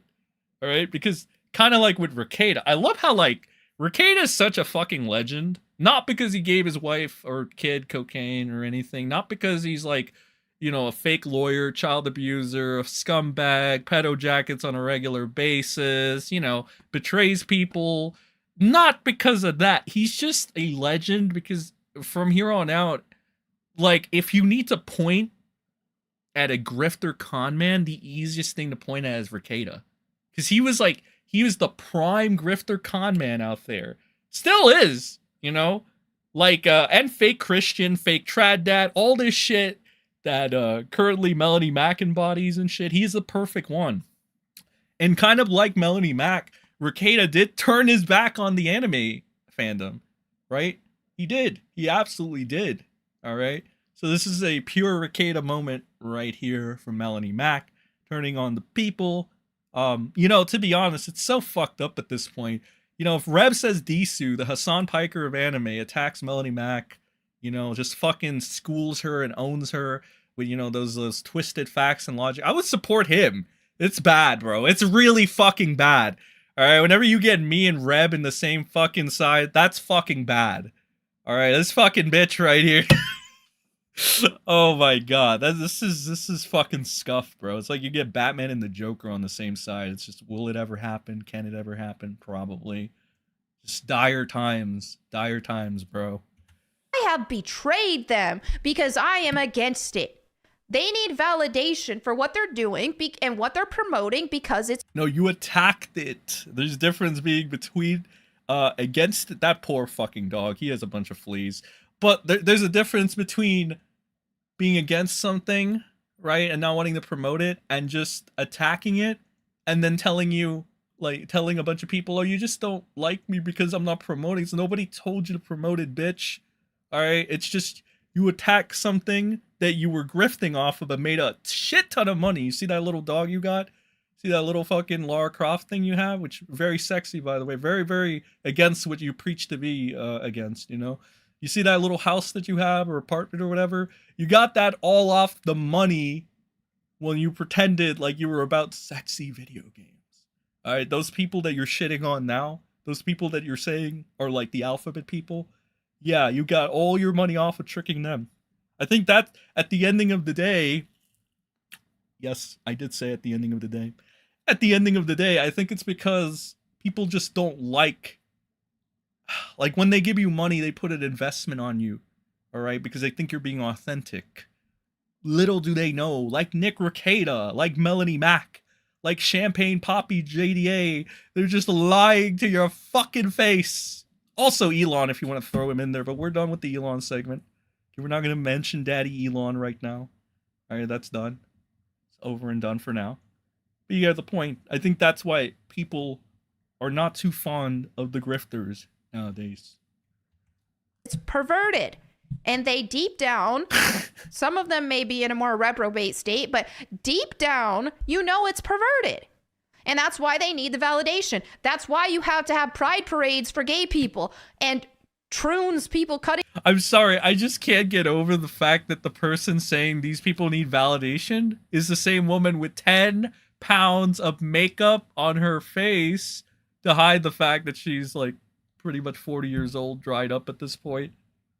Like, again, it's like nothing says needing validation more than putting 10 pounds of makeup on your face when you make a video. This is like the fucking intense levels of irony. It's like when JDA tells you to repent and then you find out that, oh, you beat the shit out of your wife, JDA. What do I need to repent? You need to repent, retard. It's like, that's like Nick Rekieta telling you, guys, hey guys, don't do drugs or alcohol or put coke in the vicinity of your child. Or like him saying, no, you are a pedophile, but Vito and Dax Herrera are cool. It's like that kind of shit. It's like, dude, I'd be fucking irritated if I had those people saying this shit. Like, who the fuck are you, retard? Like, are you serious? Jesus. I don't really blame people for getting pissed off at them. Holy shit. Their body parts off to try to pretend like they're the other gender. That's why they need whole parades. That's why they need a whole month to celebrate. That's why they need to see it plastered. And also, the victimization that she's put on Twitter is crazy. Actually, it's a good time to go and get that. All right, you're gonna get Melanie Mac's Twitter account. I think she's still coping right now. Oh my god, she's still fucking coping, and she's. Dude, there's no way. She's so desperate, she's retweeting a 22 follower account. Oh my god. What a fucking loser, bro. Holy shit. I mean, realistically, a lot of these grifters are all fucking losers. But this is some of the most scuffed loser shit ever.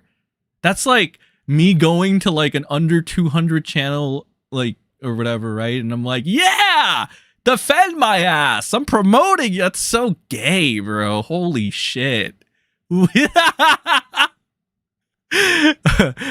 I'm already on the thigh to Melanie Mac and Rather Simp. Yeah, you don't say. Yeah, I'm gonna get you a nice little retweet. Speaking of validation, you know, because that seems to be Melanie Mac's go-to point. Nothing screams validation like needing fucking Twitter likes and doing retweets and shit. So Again, just another little logical point against her, but who's keeping count at this point, all right? Who's keeping count?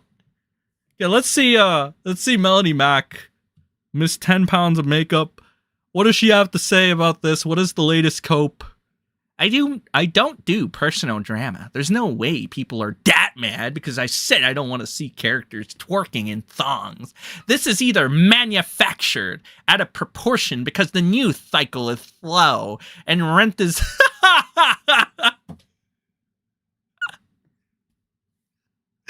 Another thing that's crazy is she's more vocal about fucking quote-unquote characters twerking in thongs than she was Nick Rekieta abusing his child. That's insane. That's the insane part. This is also a fact. Go see how many fucking tweets she made about Rekieta fucking abusing their child, doing cocaine, just not very Christian things. Zero. Almost zero. Zero. Look how much bullshit she tweets when she gets a little pushback for her stupid fucking grifting take, or the mask off take, if you will. I will be staying on topics and not gossiping about people. This is just stupid and catty behaviors. After she gets royally graped by the anime fans, the weebs, the gaming community, I saw like for Tanga and them taking a couple shots. And after she's been exposed, right, we got some receipts on Melanie Mac as well. It's not just Champagne Poppy over here, JDA, with his domestic abuse. It's also Miss Mac here. And a couple things there. I saw this because I was following for Tanga, and I saw some interesting stuff. So I'll be going ahead, I'll be looking at that. Let's see some of the lovely comments before we go to this amazing fucking high quality content video there. It's so fucking great. It's astounding. It's astounding. I love it. There's a person named Skeletor. Says, I mean, I hate ugly gaming characters too, and that doesn't mean I want prawn games, but that's too extreme for the internet. Melly Max says, seems reasonable to me. First said, they are demonic. Once you state how you disagree and believe something people take part in is bad or unhealthy, they turn into angry demons and goblins. I mean, I find that to be quite disrespectful. I am a demon, okay? So I find this to be very disrespectful. My feelings are hurt. I think I'm going to beat the shit out of my wife like JDA did because he's based. All right, JDA is based for doing that, all right? Because nothing says Christian values like being a domestic fucking abuser. A dirty, dirty domestic abusing cock there. JDA. Oh my god. I don't know, from doing gay ops on former crackheads to now fucking getting raped on community notes. This guy has made it full circle, brother. And we haven't even gotten to the point, the people that he rubs shoulders with, you know. A couple of them, they're still around. All right. Got Andrew and Joshy Poo. They're still around. Maybe we'll talk about Andrew and Joshy Poo. All right, at a later date. Let's see what Miss Mac has to say about the demons. She's very demon phobic, I hear. They're definitely oppressed by demons, and they act the exact same as the LG. Yeah, gotta bring in the alphabet, people there. Gotta bring in the alphabet straw, man. Listen, man, this is coming from the guy that says gay and F-slur on a regular basis as much as I can get away with it on YouTube. And I mean, the obnoxious nature of just being like, oh, I hate gay people for the 30th fucking time as a gimmick. Like, especially coming from like a fake Christian, washed up 39-year-old fucking freak that's never gonna have kids, doesn't failed at a family. It's just, it's like another one of those things. It's like, bitch, who the fuck are you? Just shut up. Just stop intaking H2O, I guess. Or what is it? Yes, H2O, that's right. That is right. And then epic Jesus buzzword. One person says, I was mad because you said that perverted gamers have to be removed from gaming, but I saw the light and I forgave you the next day. I'm a moderate now. Yes, you saw the light of Jeebus. I have to assume it'll blow over, but it's for engagement at the moment, so many accounts are going to latch on and leech it I mean, like, the irony in this is that Melody Mac is the biggest leech. I mean, to be fair, most YouTubers, anti-SJW YouTubers especially, like Grums, I mean, yeah, Grums, Melody Mac, they're all leeches. They leech onto the fucking, you know, anything they can. Keep their pockets afloat. The problem is when they get the epic mask off moment. Suddenly the leechness kind of shows full circle, you know. You got a person called Mr. Obvious here, says, nobody cares what you think. I'm against censorship of any form. If you don't want pervy games, don't play or look at them. You have no right to advocate for censorship. Epic word. You're just the right-wing version of the woke. You're compensating for something. Religion is your cope. See what some of these spicy words I have to say, spicy people say. So you think degeneracy should be allowed? I mean, dude, let's be let's be honest. I mean, like, what? I mean, Melody Mac is pretty degenerate herself. I mean, there's an entire fucking history of it. This is why I'm like, I'm still surprised that there's not a Kiwi thread. If there was a Kiwi thread on Melody Mac, I would promote the shit out of that on a daily fucking basis. But like, yeah, I mean, there is quite a bit of degeneracy in Melody Mac, yes. So if we want Melody Mac's existence to be on the internet, I think they should allow degeneracy, correct? Yes. Not wanting degeneracy does not make anyone some right-wing version of the woke. In case you're new here, your IQ is the show's... I hate the lack of self-awareness from like NPCs like this that defend and simp for Melody Mac. Like, your IQ... It's like you're not even a playable character. Why are you talking about IQs? Mr. 37 follower account. The NPC should never make the IQ argument, is what I'm trying to say, right? Because if you're defending Melody Mac in the first place, what does that say about your IQ, bub? I don't know, but I like this Mr. Obvious tweet. It's pretty good. All right, this person says, I'm all for beautiful female characters in video games as opposed to the woke inclusive characters that are intended to be intentionally unattractive. But that doesn't mean we need hypersexualized female characters. There's a balance. So kind of like a middle ground tweet. And I'm going to leave it at that because I miss this woman giving their stunning take on this entire situation, defending their honor, really. Plastered all over every store in the month of June. Love that voice. I can't imagine why her husband would dip. Can't imagine why. Because they have to work so hard to create enough validation that will overcome the sense of shame that they feel deep down because they know it's wrong. 39-year-old woman lost her marriage. I don't know. I guess she would be the best fucking... Oh, God, you can see the old fucking wrinkles right here. Ooh, that's not a good shot, honey. Don't do that. Don't do that. Don't do that. Makeup ain't gonna cover everything. And so you have that. It's really the hypocrisy of the whole thing, right? It's nasty.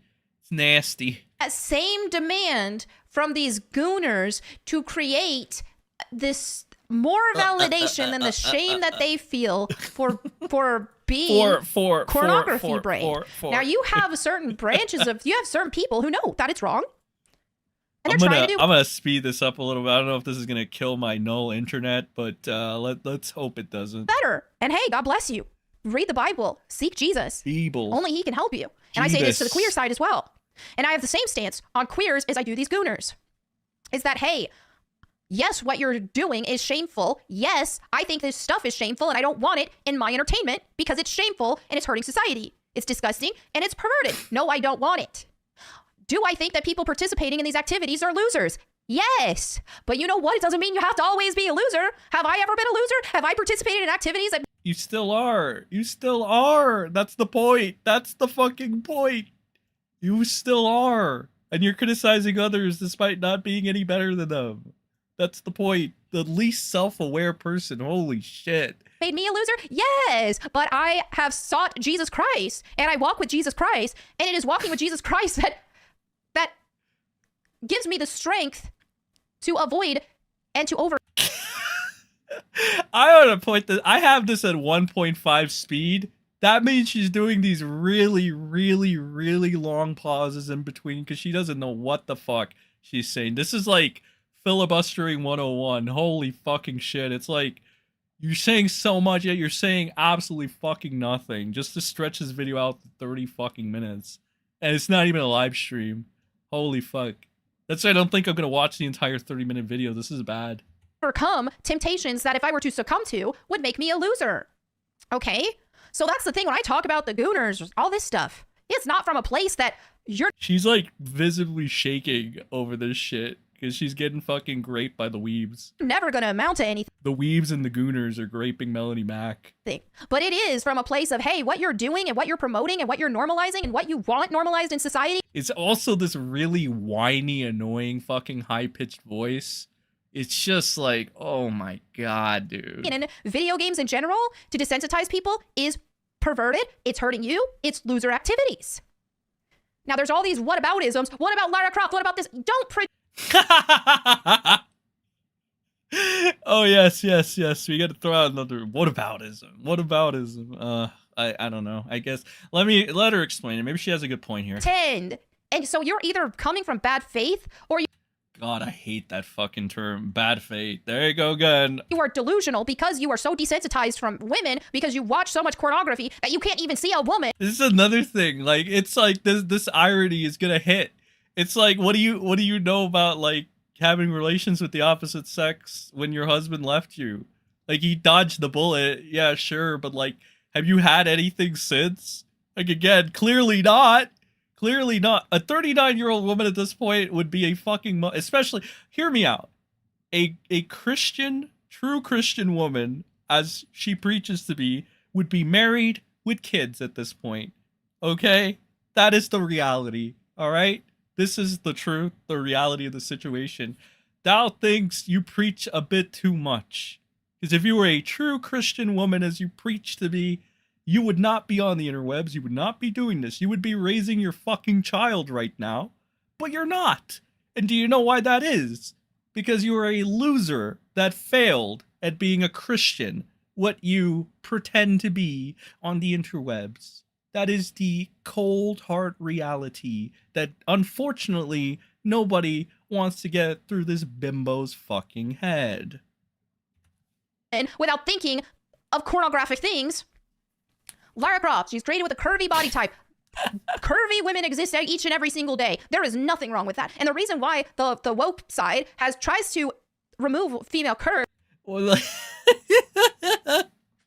is not for the intent of even purity purposes, because women are curvy. That's reality. Not every woman is curvy, but there are lots of women who are curvy. And so when you have a character with some level of exaggeration of those curves, then it's exaggerating their femininity. There's a difference between exaggerating the femininity of a female character versus exaggerating the... I am, honestly, this guy, again, I am so glad I don't fuck with networks or fucking friend circles on the tubes or whatever, so that I can be as brutally honest with this fucking horror as I possibly can. Because if you were in that anti-SJW side with like, I mean, Grums, probably Flash, probably Tug, definitely Rekieta, you're not allowed to call this bitch a really stupid, delusional whore. Razor Simp is in that camp too.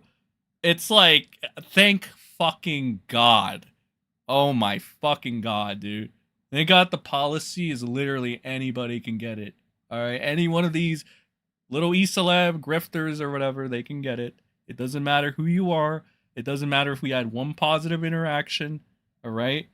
That's just the way it goes. I've been taught my lesson being quote-unquote friends with enough YouTubers to know, no, we are not friends, YouTubers, okay? We are not, all right? I've made past mistakes by thinking we were like, you know, we were chill or whatever, and then got stabbed in the back repeatedly for it. So no, YouTubers, grifters, we are not friends. You will get roasted any fucking time. You will get it for my amusement and whoever finds this amusing. Okay? I am a true and honest fan, and I do this practically for free at this point, let's be honest. So, again, so fucking glad I don't have to be part of these fucking weird, stupid little circles where we gotta cut our tongue and we're not allowed to say any negative things when we see a delusional whore that's in our anti-SJW circle. that gets invited into our gay little podcast, I'm great. I'm Gucci. All right, I will put my trust in Jeebus. All right, Jeebus will help me share and like the stream or send a like or whatever, and so will you if you're watching this. And you just tuned in or you've been watching for a while, you know what to do. Send a like and share it. You know, that's gonna go a long ways, people. A long ways. Just continue on. Because I personally, I don't know about you, I gotta reintroduce some positive vibes here.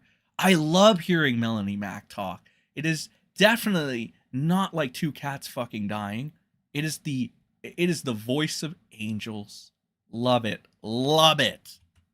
Character for entirely lustful purposes. Now, Lara Croft was a character who was curvy, feminine, but you play those classic games and you show me anything that was lustfully intended, right? Show me anywhere where Lara Croft acted like a slut, because she didn't. Show me anything, because it's not there. Tomb Raider has substance as a game. The character design was really good, artistically speaking, and aesthetically pleasing to the eye, but was not created in a way to incite lustful intent. It was, oh, here's an attractive character that you can acknowledge as an attractive character, but it wasn't created. There's like a fucking receipt out there floating around. I think, funny enough, a weeb got it and contradicts everything she's saying right now. This is a fucking full-on PR spin. Fuck. Jesus Christ, this is fucking pathetic, bro. I can't. I don't know how much of this I can take. Not because I find her fucking annoying, a hypocrite, and a disgrace to mankind. It's just, I don't think I'm worthy of hearing such a beautiful, lovely voice from such an informed, totally not fake grifter. I don't know if I can keep doing it, chat. I don't think I'm worthy. All right, well, maybe we'll listen to one more minute, and then we gotta leave. We can't listen to this, you know, goddess, angel talk anymore. Informative, smart woman that did not fail at life. For lustful intent, in the same way that a game, here, let's pose this game where with the characters are all wearing lingerie. Like, excuse me, that is not the same thing, and you know it. Be genuine for once. You were really pro that shit, though, a while back. That's the thing. Again, she's missing the point. I'm honestly under the impression that she's just banking on, like, new viewers tuning in and not getting the forward. Because realistically, when it comes to some of these people, how many people are actually going to go, I don't know, and get all the archives of her, like, lying? Not many, right? They just have, like, they just take this bitch at face value, and that's about it. Not many people are going to do the research. Not a lot of people are going to give a shit enough to do this. All right? That's a little bit enough about Melanie Mac at the moment. I'm a little macked out. So we're going to go to our good friend, Champagne Poppy, JDA, the wife abuser. Gonna go to that. We'll go back to Melanie Mac in a bit, because I want to go ahead and show some of these lovely things. All right, like Fratanga tweets out here. Okay, but I'm still waiting the response from the greatest attorney of all time, Rekieta, Nicholas Robert Rekieta of Rekieta Law, a small law firm in central Minnesota. So waiting for this epic reply, Rekieta, you know, the greatest lawyer of all time, truly a legend and a king, will go down in history. I had to ask him, chat, not legal mindset, not as Ethan Ralph calls them, legal mindset, more like legal dick sucker, not him, not respected attorneys, not Sean, a potentially criminal, not that. I have to ask the legend, the king, okay, because Rekieta is a fucking king. All right, I have to ask him whether or not this legal paper of John De La Rose, JDA, beating the shit out of his wife was legit. You know, we got some copes. We got like a couple copes out here. There's some people that's saying that this is photoshopped. You know, very photoshopped. That's what people are saying. And they're like, can you prove that it's not photoshopped? You know, interesting takes, interesting defenses. Everybody but JDA is talking. I don't know, JDA is actually quite chatty sometimes. You know, he is very chatty, actually. He talks to just about anybody. Unfortunately, when you bring up this legal paper, he just doesn't address it for some reason. I've heard copes about how this is because he's probably pursuing legal action. Big word being probably. That unfortunately does not make sense for a couple of reasons. I believe that there is an actual tweet that will tell you why that is. It is, I believe, this account over here. Like, let's check out the likes here. Cannot find this. Here it is. This account right here actually brought this up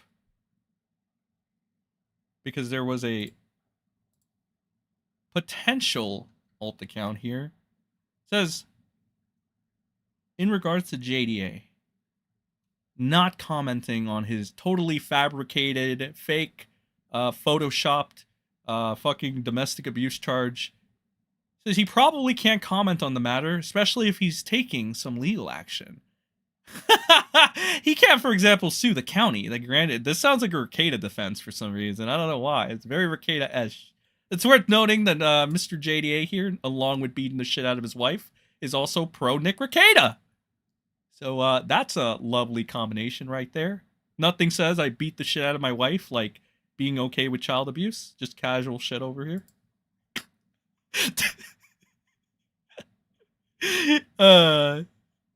To which this person said, I think you can read it, alright? I think my bit rate is good enough so you can read this shit. This person said, they were in court for over a year, and the marriage dissolved in March of 2024. Not a case he can't publicly discuss anymore. First said, if he's going by kind of damages or restitution, that would be a separate case with a completely different time change. But again, I have no idea. It's just guesswork. See, this is why I needed to invoke the legendary Nick Rekieta to tell me if this legal mumbo jumbo or what this legal mumbo jumbo exactly is. So I'm still waiting on the legal mind, the legal intellectual of the masses, Nick Rekieta, to give me the definitive statement on whether or not this is indeed legit. But the reason this came up, why did this come up? Why did Champagne Poppy JDA's domestic abuse come up? Because Champagne Poppy JDA talks a lot of shit, and he is, I don't want to use that word. Well, he's definitely not stupid. I know, like, a lot of people that quote tweeted him. We got some regulars, but we also have some people like, I believe Sid Alpha was here and stuff.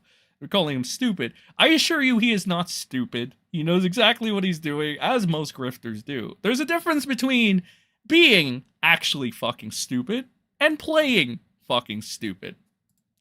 Sid Alpha had this take. I'm going to highlight this one in particular.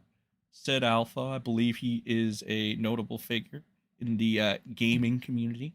Don't know much about that. Covered a couple gaming stuff myself, but never really divulged too much into that. We got JDA here, who got great by apparently community notes as well. Very nice. So he says, there's never a satanic panic. It was a Main Street media psyop to remove Christianity from the culture. That's why our culture sucks now, because boomers fell for it. Don't be like the boomers. Now, kind of like Mac, it's like, I can't take advice from a fake Christian like Melanie Mac, but I also can't take advice from a domestic abuser. You know? Where there's smoke, there's fire, my friend. And the fact that you can't even address this, but you're very chatty about everything else, on top of all the extracurricular activities you would do behind the scenes. I don't know if you still do it. I don't. Gotta look at some of those recordings from before, you know. But we'll see. We'll see. It's very interesting. I don't know if you're still doing that. Your channel is picking up some steam, so I would assume you don't have that much time to do that anymore. But, you know. So again, taking advice from a domestic abuser is like taking advice from Nick Rekieta on how to raise your children.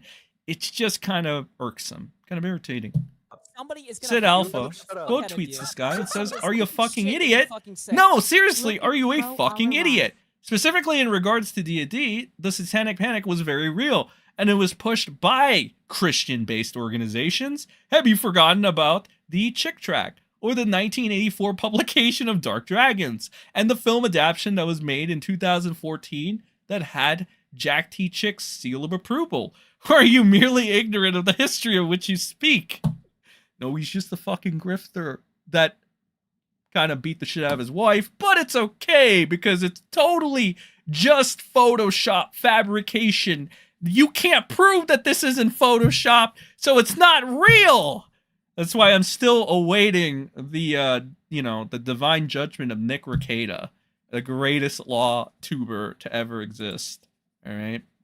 Community posts also kind of grapes him. Satanic Panic was a real thing. Evidence and testimonies of people who lived during that time can be found easily. So we got him. Very chatty, as I said. Very chatty. Very chatty individual.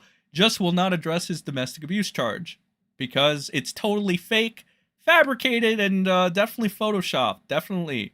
Definitely. Okay.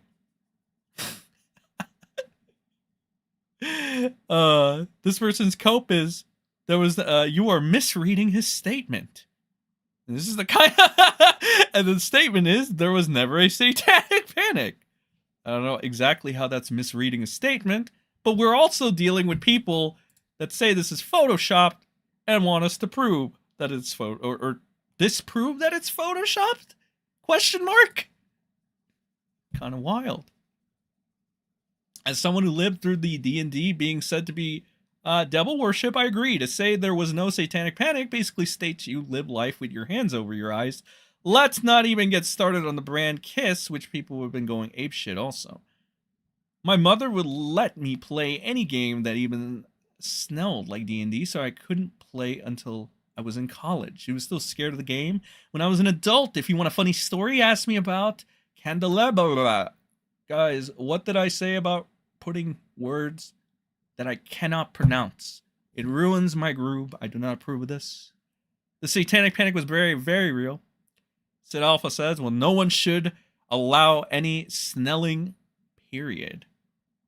So, you get the point.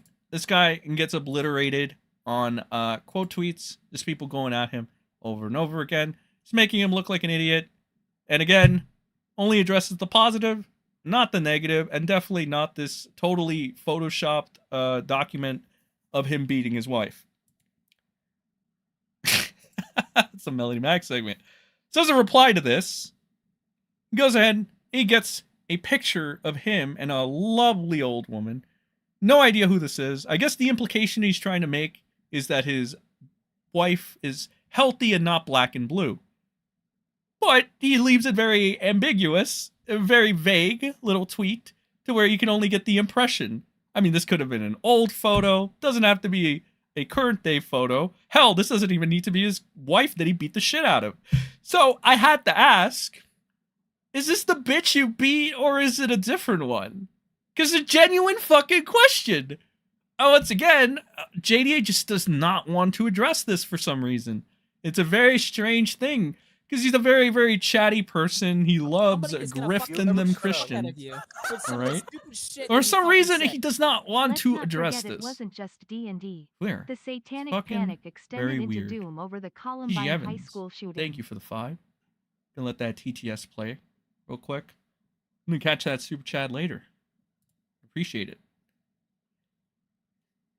This person is the person in question with the laser targeted defense. All right. It's time for Sen Fights NPCs. Beautiful segment. I felt like this was an acceptable NPC to go back and forth with, though.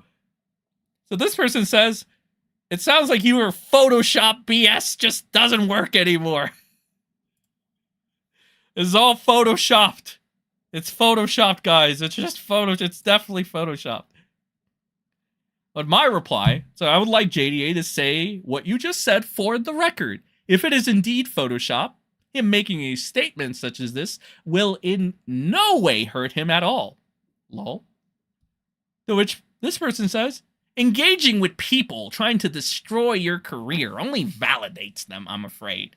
Look at all the... Here comes the magical... Do you wonder why I got turned off from the right so much? It's because of retards like this. It got infested with retards like this, retards like JDA, fake Christians like Melanie Mac. And it's just so annoying. It's like, am I talking to a leftist or am I talking to a right-winger at this point? It's the same fucking gay shit all around.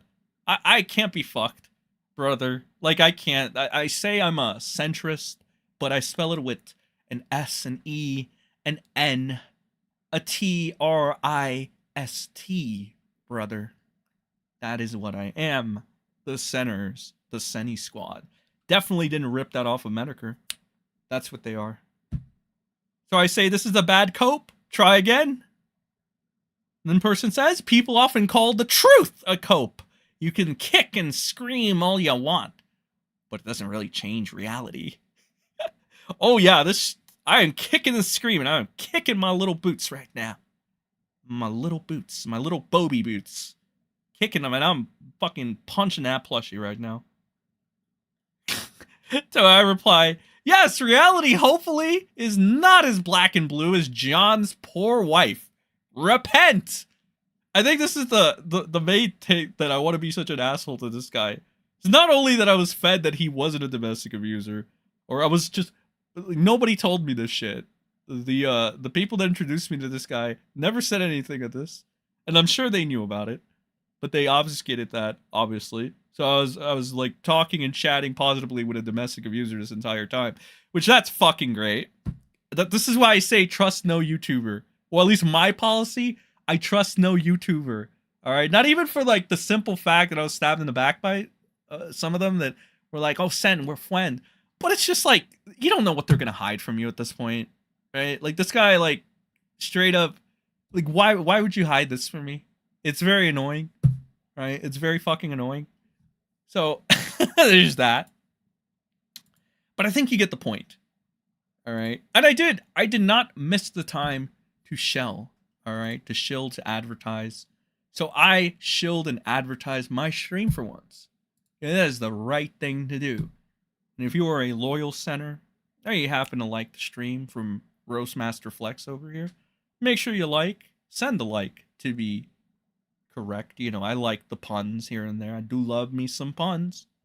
So make sure to send a like and share it because YouTube ain't going to do it for me. And neither is the almighty network because we've just about pissed off everyone. But that's the way it should be.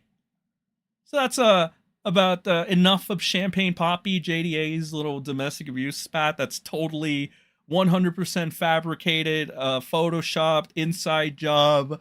Just trying to destroy the career of this man, you know, because he, yeah, and other buzzwords. That's enough of that. I want to go and check out Miss Mac. All right, there's a couple of Fratanga tweets that I want to look at. Actually, it's kind of scuff when the Ant-Man is the one going ahead and taking a shot at you. Everybody knows the good friend, the Ant-Man, the Act-Man, whatever. Couple little controversies back in the days. The Act-Man says, there was no war in Basing Say. It's astounding how painfully retarded you are. So the Ant-Man, even the Ant-Man shitting on this guy. Yeah, that's about it. That's some TikTok news. We got fucking Fratanga. Fratanga quote tweeting Champagne Poppy. My whole life, Christians always play victim on everything. They always try that oppression card, which is a fact. He's also going in on Melanie Mac. Melanie Mac, subjective morality does not work and will never work. God created the universe and all morality comes from him. Don't like it? Well, you're wrong. To which Fratanga just says, prove it. We got a couple of Melanie Mac replies here. Morality not just comes from God. Moral standards are established by his character and nature alone. Moral standards of God are not arbitrary. Moral standards of God are forever. Melanie Mac just says, pretty sure you know what I mean. I wasn't arguing or correcting with you. I was just adding to what you said. Oh God, this bitch is so retarded, bro. Okay. Honestly, I'm starting to get dizzy with all the retardation from these people. I'm going to move on to the next segment. All right. So we talked about Elon. We talked about the grifter. We farmed the grifters. I don't Truthfully, I don't even want to talk about Razor Simp. Fuck it. We'll look at one tweet from Razor Simp.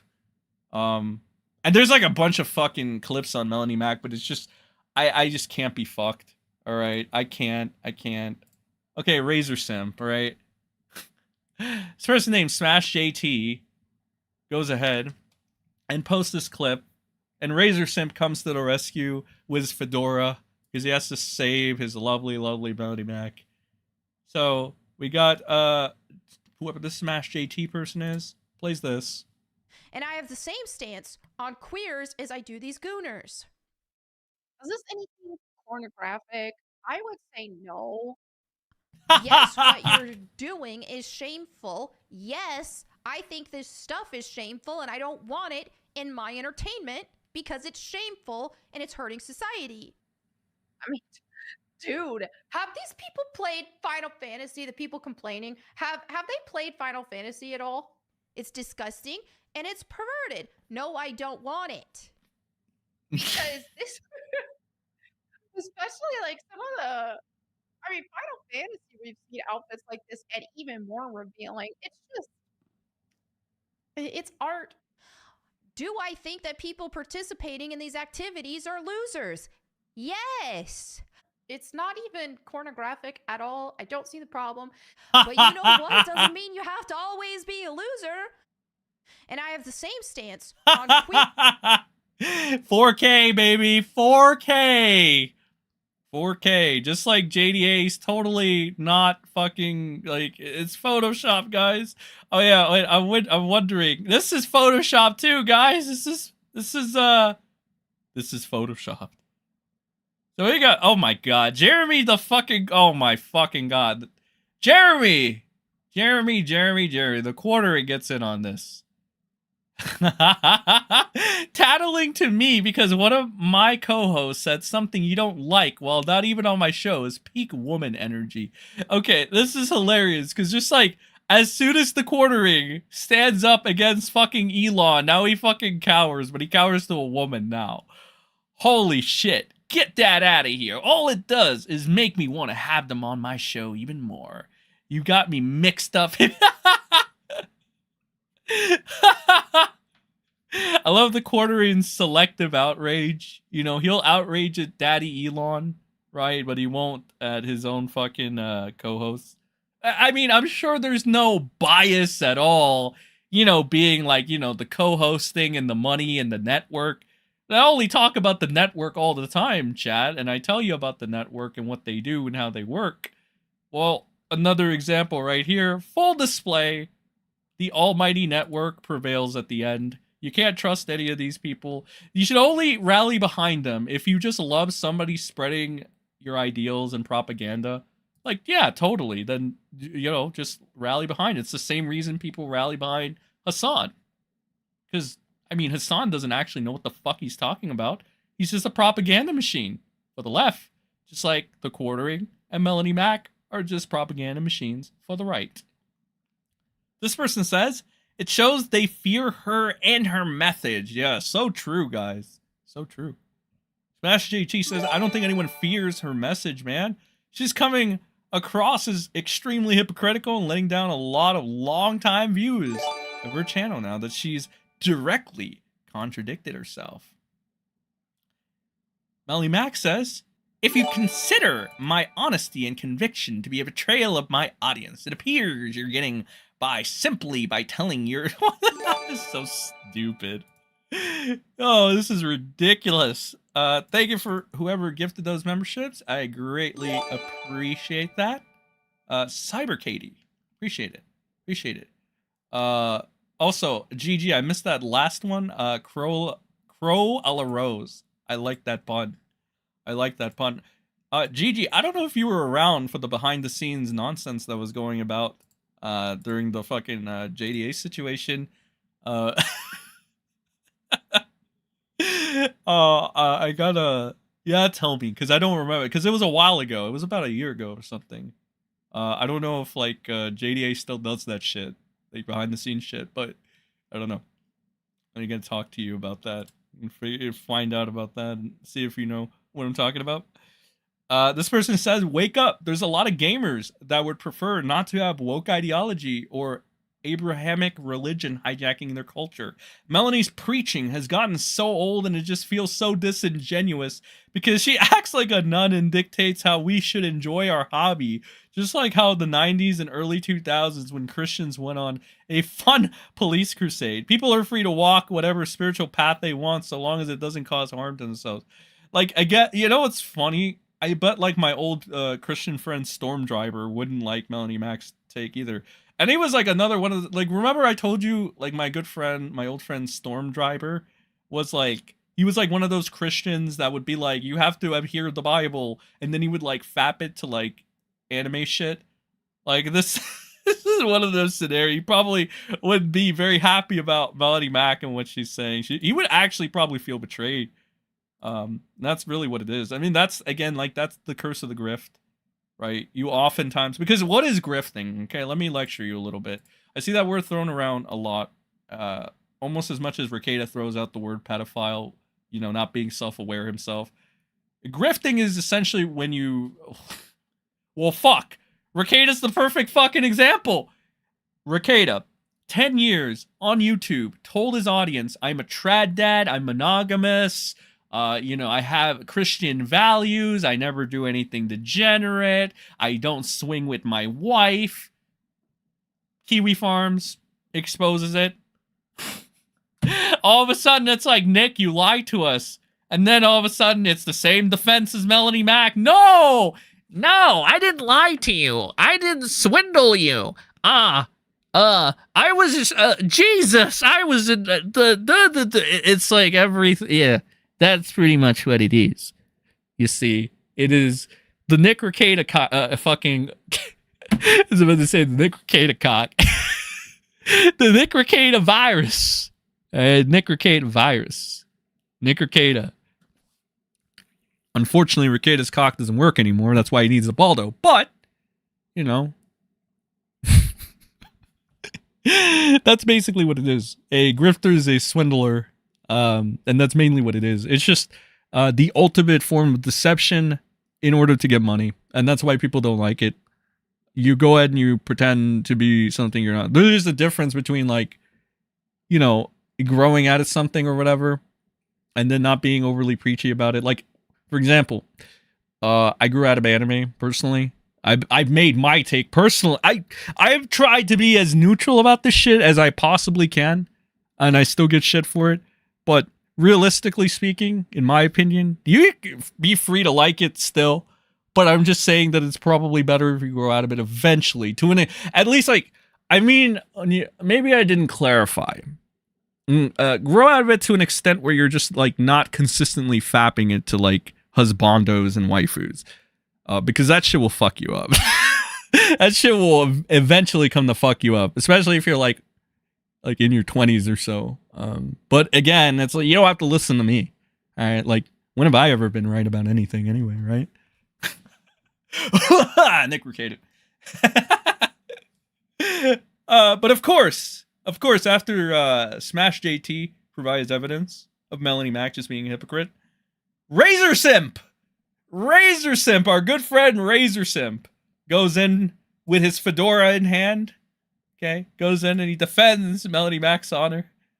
Says, you're more full of shit than the only porta potty at the Coachella. Now, I heard, like, what is the good things about this guy? The only thing I heard is, like, he's a good ranter. He was a great ranter. He was a legend. It's like, Jesus, okay.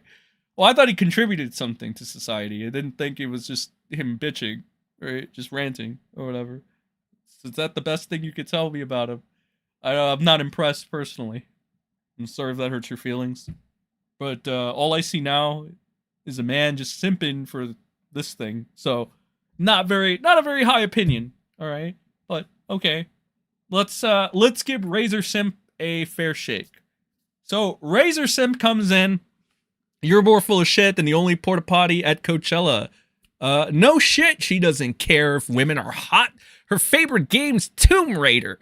Unless there's a hidden Lara Croft twerking scene I'm unaware of, that's not a gotcha. It's evidence you've exaggerated her complaint. I mean, Razor Fist, your entire fucking career is exaggerations over, things you don't like, thus ranting. So, again, and I used your real name your internet name for that. So, I didn't call him Razor Simp for once, even though he is. I mean, honestly, Razor Simp has a more catchy, better tone to it. So, I think from now on, just going to call him Razor Simp. So, Ratanga actually comes in here. He says, I think about who you're batting for, Razor. Goes ahead and provides this screenshot. Jeff Keighley and Melanie Max sign off. YouTube E3 2017. There this is right here. I like Razor Fist, but Melanie Mac is a disgusting person. Tanga says, I'd say more attention starved than evil, but that leads to disgusting behavior. This person say, I'm not sure what annoys me more, the fact that there's no difference between how Eve and the characters in the first Descent dress, yet he still tries to make this an argument, or the fact that he's turning a blind eye to Lara Croft's provocative side. What are these? What are these? What are the rules? Look at this shit. Remember, Lara Croft has never been sexualized, chat. Ever. Okay? That's just fake news. Is this? I'll do you one better. Your drugs, again, Frit. Razor drew this one line in the sand. Then we got some more people coming in here. We got the quarter pounder over here. Her point is so crystal clear, and these tards are bending themselves. This is the same guy that got beat up by a woman, by the way. Like, honestly, bro, YouTube and the internet is proof that you can be the biggest fucking loser. Honestly, most fucking losers are the ones that are the most successful. Like, the quartering got beat up by a woman, and he also taught a bunch of people how to delete CP from their computer. Fucking loser. Melanie Mac, fake Christian, failed her marriage, LARPing around as a Christian woman, has already failed as a Christian woman. Destiny, sucked Nick Fuentes' dick, cockhold, still like winning, I guess, on YouTube. So if you're like the biggest loser imaginable, chances are you're going to be highly successful. So again, never fret. Just go on the interwebs, explore a little bit, and maybe you'll become the next quarter pounder. Maybe you'll become the next Melanie Mac. It's really up to chance at the ending of the day. The Ant-Man, throwing in his hot take. Man, it's almost like you guys are so ideologically driven, you've completely forgotten how to simply enjoy the childhood hobby of playing video games. Would not wish this fate on my worst enemy from the bottom of my heart. You have the deepest pity.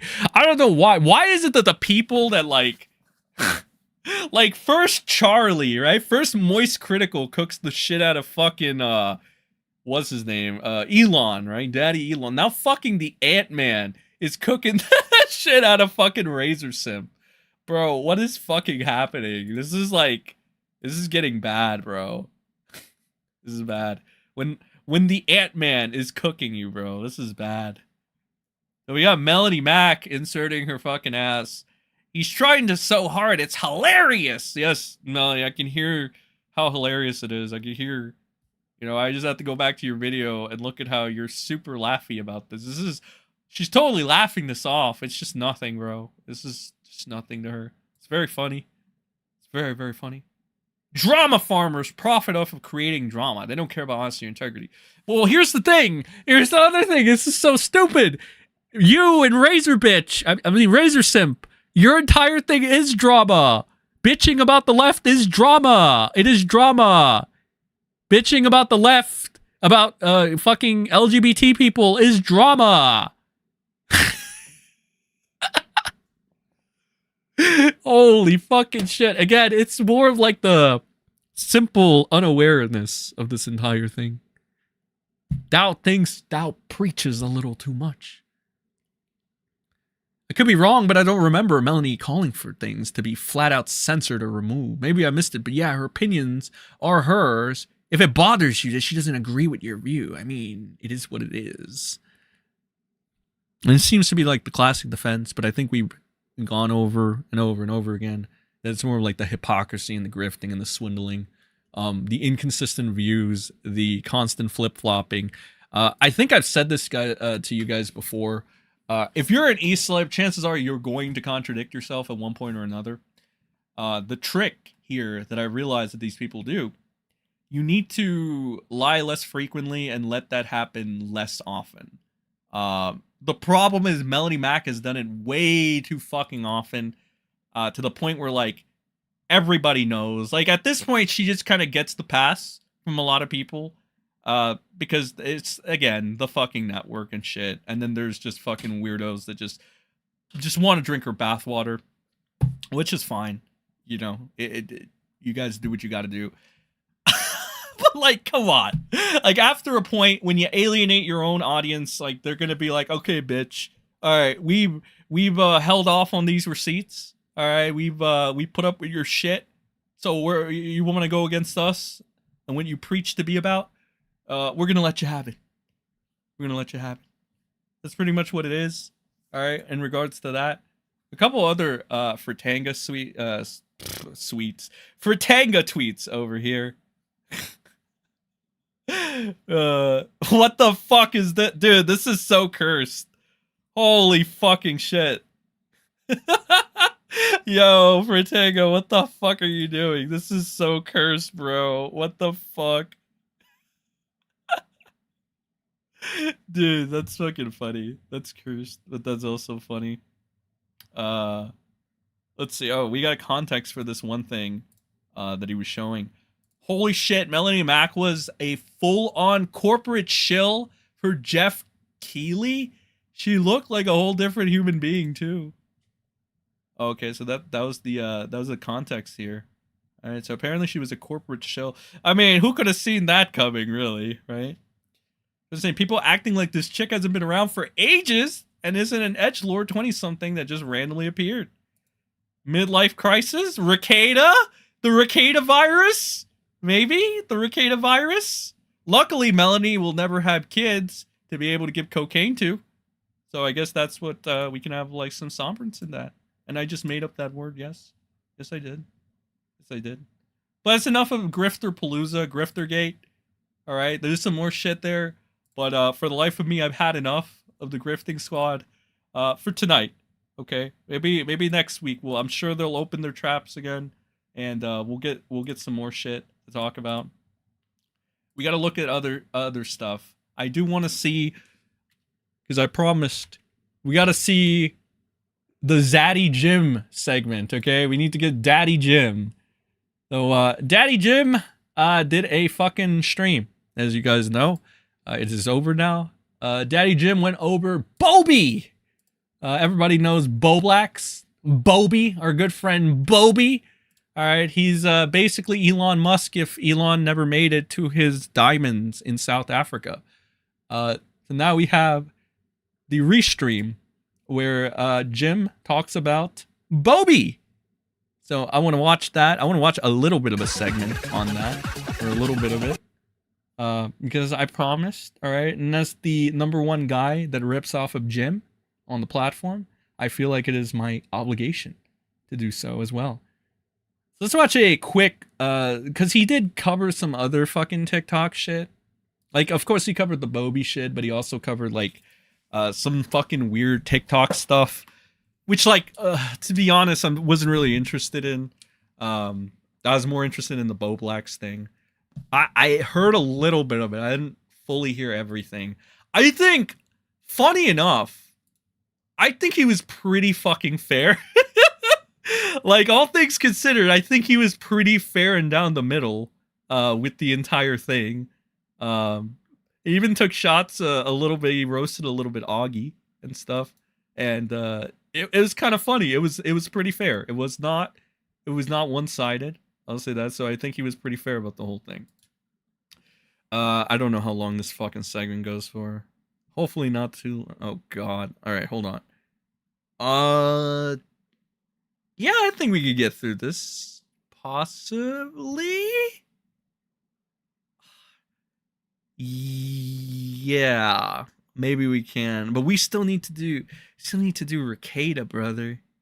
Holy shit, this is a long segment. Okay, we'll see. We'll see how much of this. We'll do a little bit of it. And then because dude, I have to do the Rekieta Camelot shit. I have to. All right, I have to do the Rekieta Camelot shit. That was the point of today. But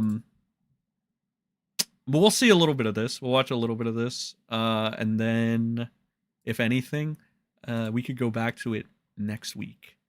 All right, but we'll watch a little bit of this because I am curious too. I saw a little bit. I want to see more of it.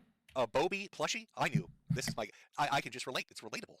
All right, I enjoy a good salesman. I like a good pitch. I used to watch infomercials at 3 in the morning for fun. Of course, I want to see your fucking commercial about plushies. He is back. He's back. He's back, and he's blue. Oh my god! Over the past 2 years.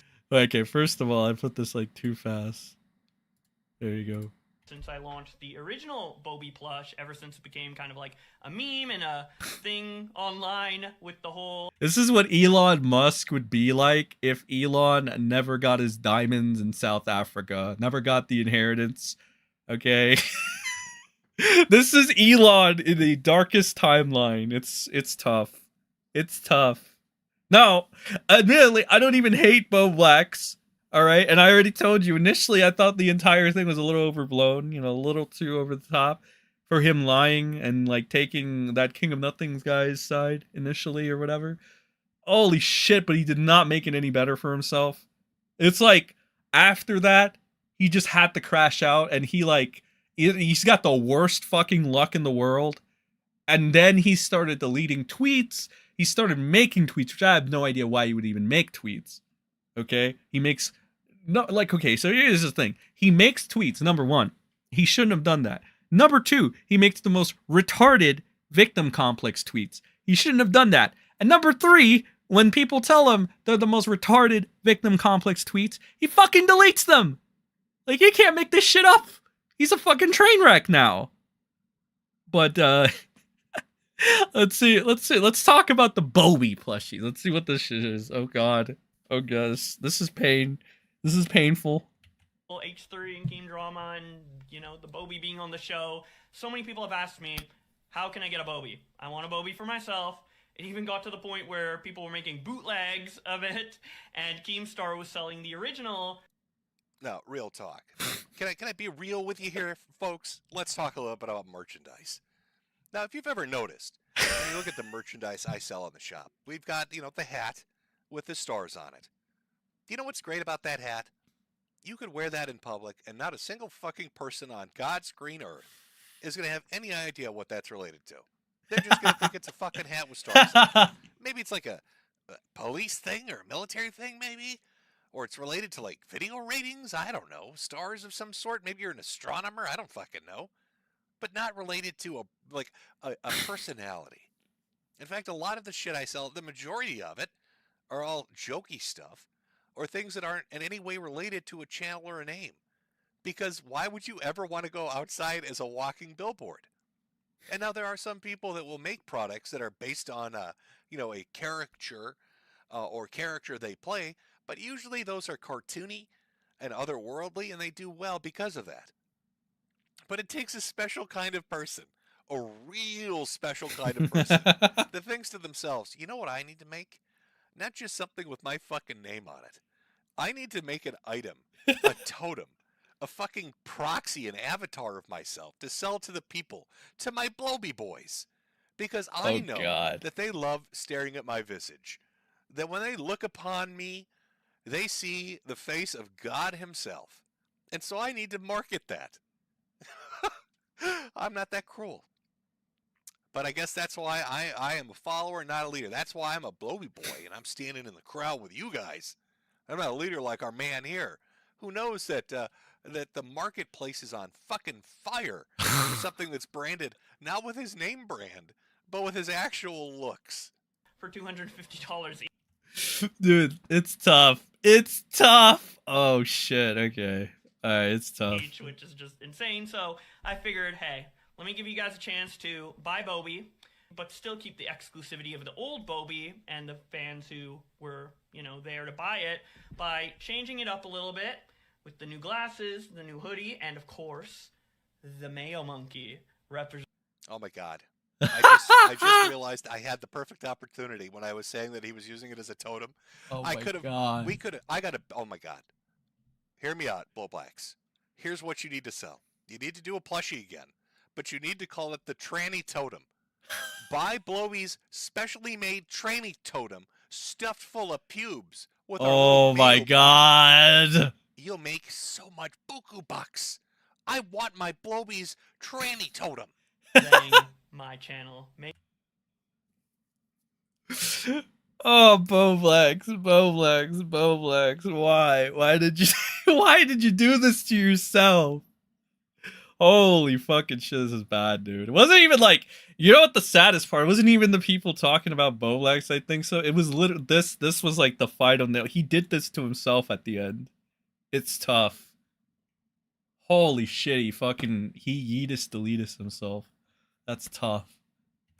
Mayo Monkey, my live stream channel, where I do a lot of my more comedic stuff. So, if you want to get a Bobby, that's your chance. It's going to be the final time I'm ever going to make a Boblex plush like this. So, this is your last chance to get a Bobby. And these will be on sale for only about 1 month. So, this is the last chance you'll have to get a It won't be on sale for the next 4 years. Act fast. Fucking quality limited. Supplies limited. Only going to be available for the next 942 days. You'd better... I don't think that's... I know what you're trying to do here. This is like one of those, high-pressure deals they teach you in salesmanship.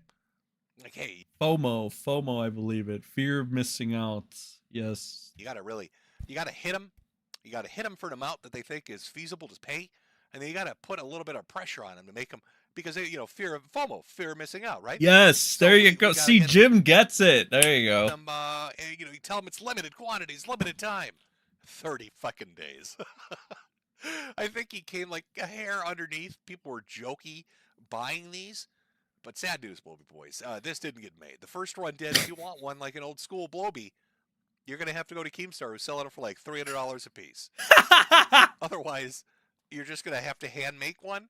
I guess $30 is too much to ask. $29.99 for your own little Bloby plushie with a Mayo Monkey. Bobby plushie if you've ever wanted one. I'd also like to thank you guys for the support on the first line of Bobby plushies. Seeing its legacy continue on the H3 podcast and other places over the past 2 years has been fun. So I hope you guys enjoy this new Bobby plush.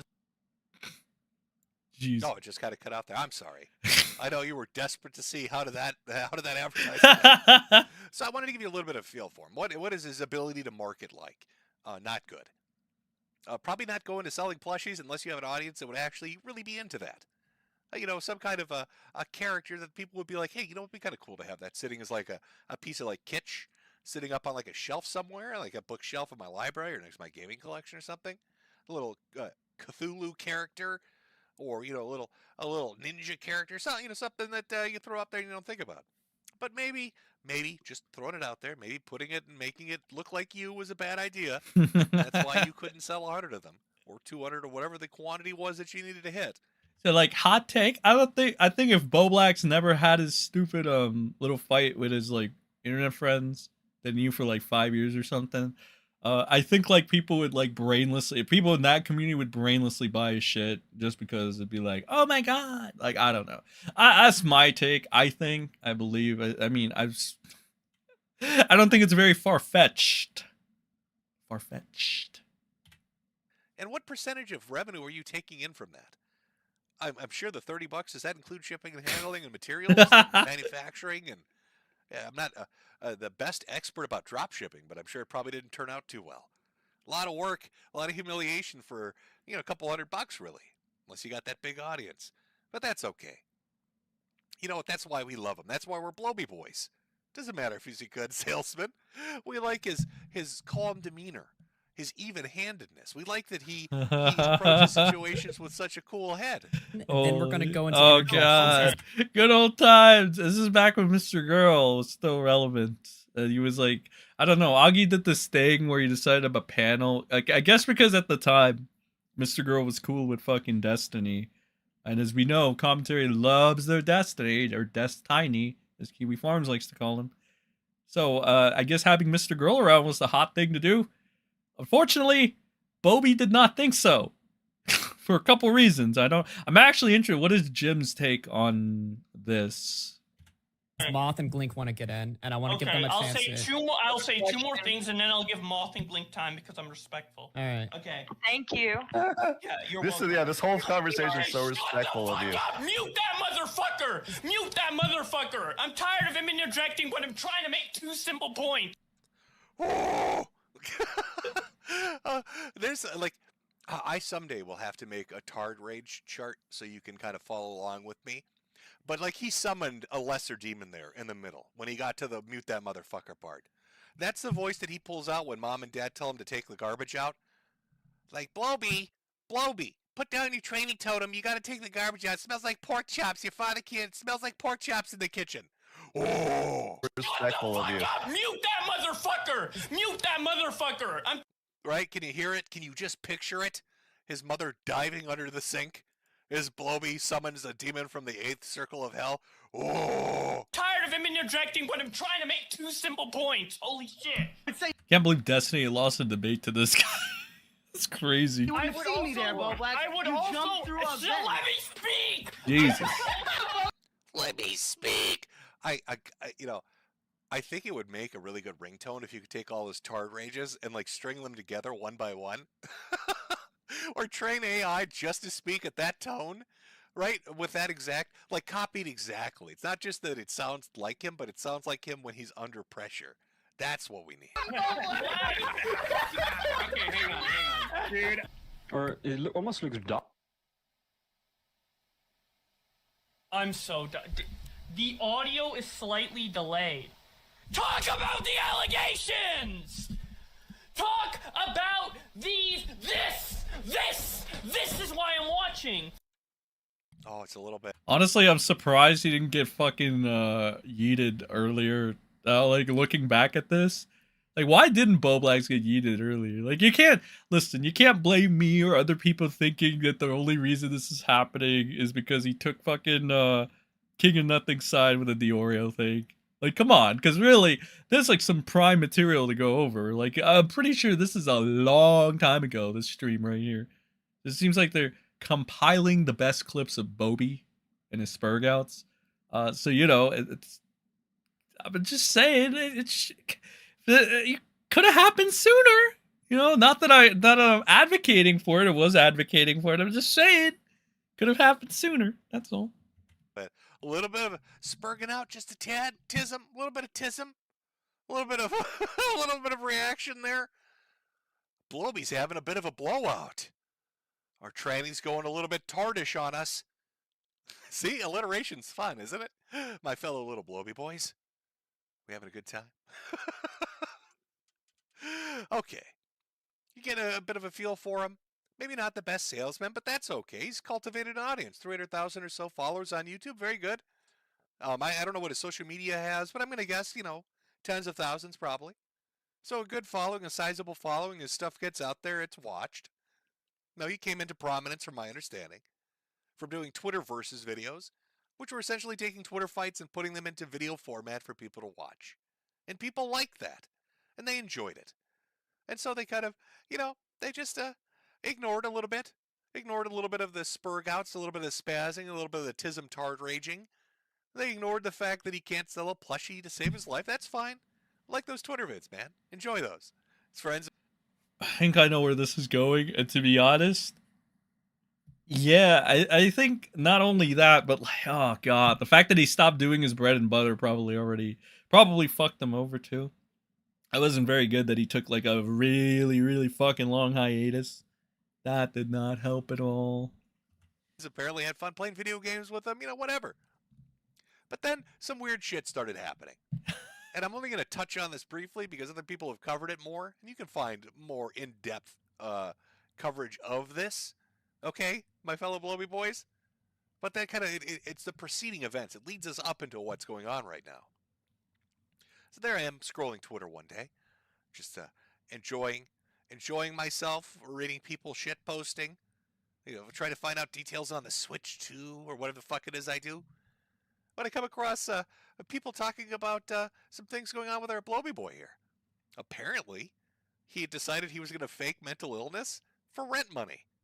Now, I'm sure that there's a better way to narrate or summarize this, but from my outside perspective, what I saw take place was he was going around telling people that he was handicapped in some way, and then telling them that because he was so handicapped, he needed a break. I'm so fucking retarded. I'm so tarded out here. I need to take a bit of a break, have a bit of a breather. All right, my tisms fucking hit a level 11, and we need to simmer it down. So he went to people like Nick DiOrio and said, hey, bro, I know you spent all your money on fucking pinball machines, but can you maybe not get some weird 70s pinball machine this month and give me $2,000 for rent? Now, why is he paying rent or mortgage when he clearly lives with mom and dad? I don't know. But nonetheless. Does he live with mom and dad? That's fucked. If he does, that's fucked. Nonetheless, he went to go get that. Then it comes out that, he made it up. He made it up.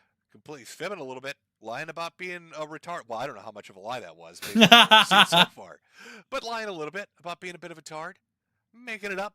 Pulling people's legs a little bit for sympathy points. I don't think Bobby is a fucking... I don't know, actually. Now that I think about it. Huh. Would he? Would he have? I don't know. Maybe for a couple of dollary dues here or there. I don't know. Because again, like, I'm going to assume Jim is getting all his info from, like, DiOrio or something. And, ooh, I don't know about that one a little bit, but I don't know. It's like, cause who could he be getting the info from? I don't know. Does Boblax even have like a Kiwi Farms?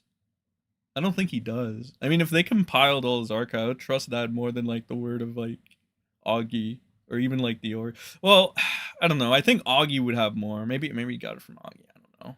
I'm gonna speed this up a little bit because I want to get to the really why Jim's called this guy a tranny over and over again. Where is it? Oh, here. I did it because there's Augustus over here. Oh God, this is a really fun little story. I'll be honest with you. It's short. It's small, which I think Blowbacks can appreciate if you've seen his dick pictures. But went on to explain a little bit more. What do you mean I'm spreading that picture around? He also sent me a second part, which was there's like the image in of him in the dress. He also sent me another part where it was like him in a dress, and then he edited him in a dress next to a picture of him in a dress next to Keemstar, and he was like, "Dude, this would be so funny if this is public. Like a guy in a dress owned Keemstar. Like, isn't that so funny?" Because he was on. Yeah, wasn't he like fantasizing about like making out with him and be like, it would be so funny if me and Keemstar fucked and I like. Well, like owned what him. the fuck? I don't know what that far, but he did definitely. He said something along those lines. It definitely seemed like there was some sort of like. The one thing I said is that as fucking Boblax's former best friend on the internet, Augie, that's known him since like Augie was pulling in like 10 viewers and stuff, I think he would know the most. So again, it's like, I don't know if there's anybody that could talk about this. I guess it'd be Augie. Like some sort of like humiliation interest, and no, whether or not he's selling like, I mean, he's going over the top and being hyperbolic or maybe lying. That's like to be debated or to be seen. But again, it's like, I guess it's the closest to like the truth or a credible source that you can get, technically. The fact that if it was public that he was owning Keemstar while wearing a dress, that would be really funny. Yeah, which is such a weird comment. Oh my God, it would be so epic. Oh, and I gotta give Augie props. He and his fucking Boblax replacement Connor actually went over Destiny. Looking at the 8-year-old. All right, he actually went over it. I mean, DiOrio didn't go over it. Low testosterone Tom went over it.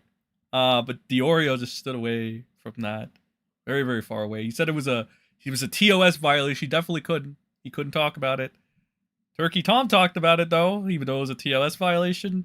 Augie talked about it, even though it was a supposed TOS violation. But I'm sure there's no lies, inconsistencies, or any stupid shit there between. Honest DiOrio. Oh, it'd be so epic if I put on a pretty dress. Oh, this poor gnome. Like, he's in danger. Okay, let's be honest. Boblax is like 8 feet tall.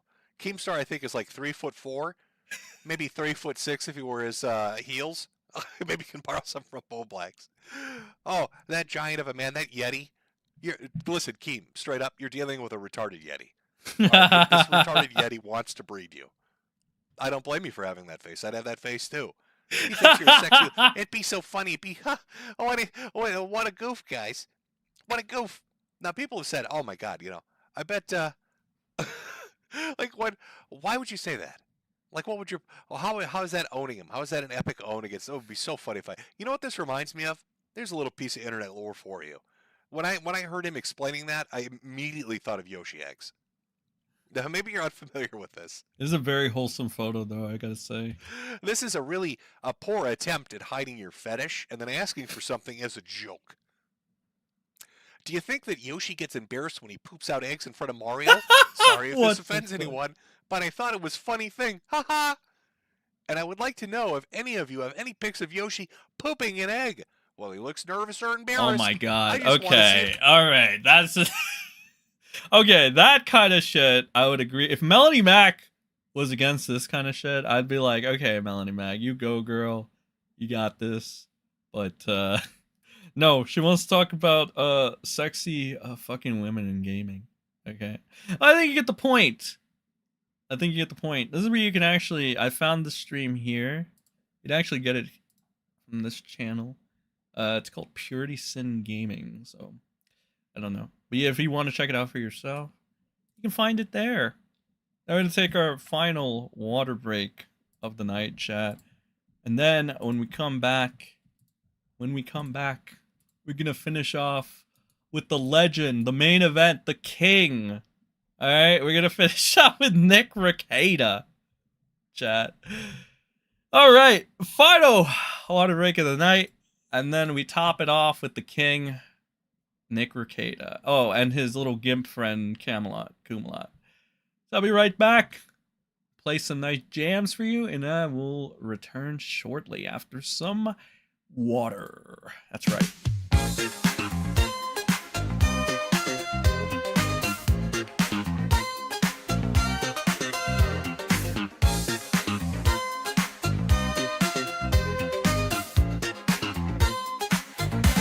They tell me there's words that I can't say. All the stupid rules are fucking gay.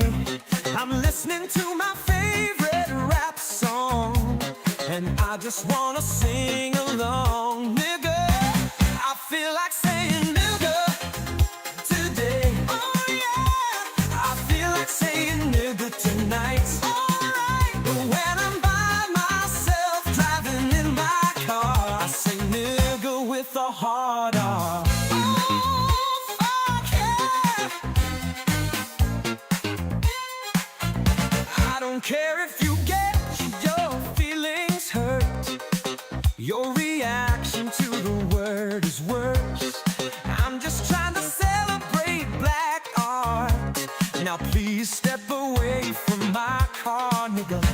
I feel like saying nigga today. Oh yeah, I feel like saying nigga tonight. Alright, but when I'm by myself driving in my car, I say nigga with a hard R.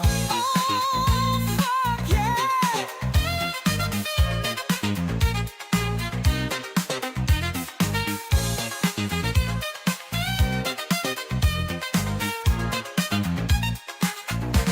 I sing the N-word every time I hear it. Don't blame me, I didn't write the lyrics. I'm not a hater, I just love rap songs.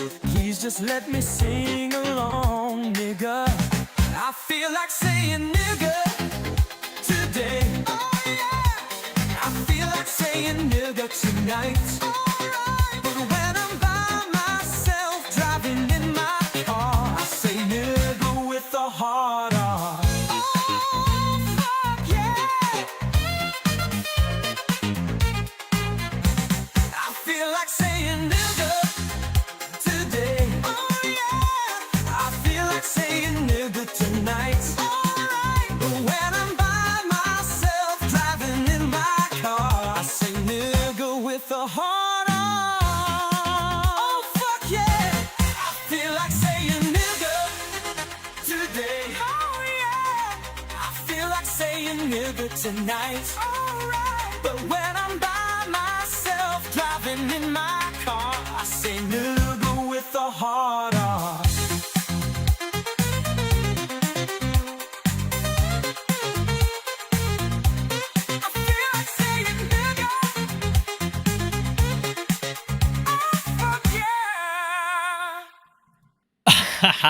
Somebody said they like the Rekieta baller way better, but like this one's pretty catchy. I agree. And somebody also asked, how bad were the photos of Bobby? Okay, so like, interesting thing about that, there was like, I bet like quite, like there was one that actually had his like penis, I think. And then there was one where he was just wearing the dress. So I only saw the one that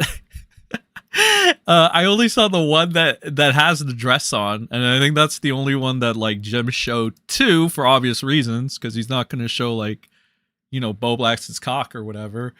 I don't know. Commentary was like showing that around Twitter. I don't know why they would be showing his cock around Twitter, but they were doing that. So I don't know. I just kind of stay away from that.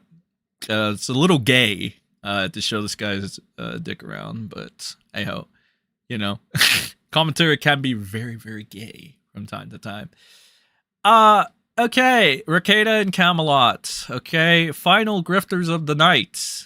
And to my surprise, or to nobody's surprise, Camelot does damage control for Melanie Mac. Of course, this is the same guy that was doing damage control 5 months ago, and even current day to Nick Rekieta. 2 days ago, he makes a fucking stream against Aaron Emholt. I love that. Again, I don't like Aaron. I don't care for him. But I was just fucking grifting F-Slur Camelot over here. How the fuck is he going to say in his title, Steel Toe Aaron Emholt lied while defending Nick Rekieta?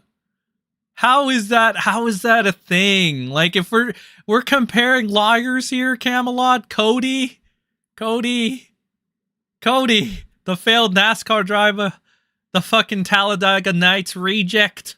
Oh my god. Yes, Aaron lied, but so did your friend Nick Rekieta. In fact, he lied more than Aaron ever did in his life, I think. Also, Aaron got to fuck Nick's wife because Nick thought that was a good idea. I don't know. But all I know, Rekieta had a very special segment with Cody over here. And Cody put it up on his channel 2 days ago. All right, now Lisa apparently got the important parts on her channel. But I think that maybe we have to go through the entire thing.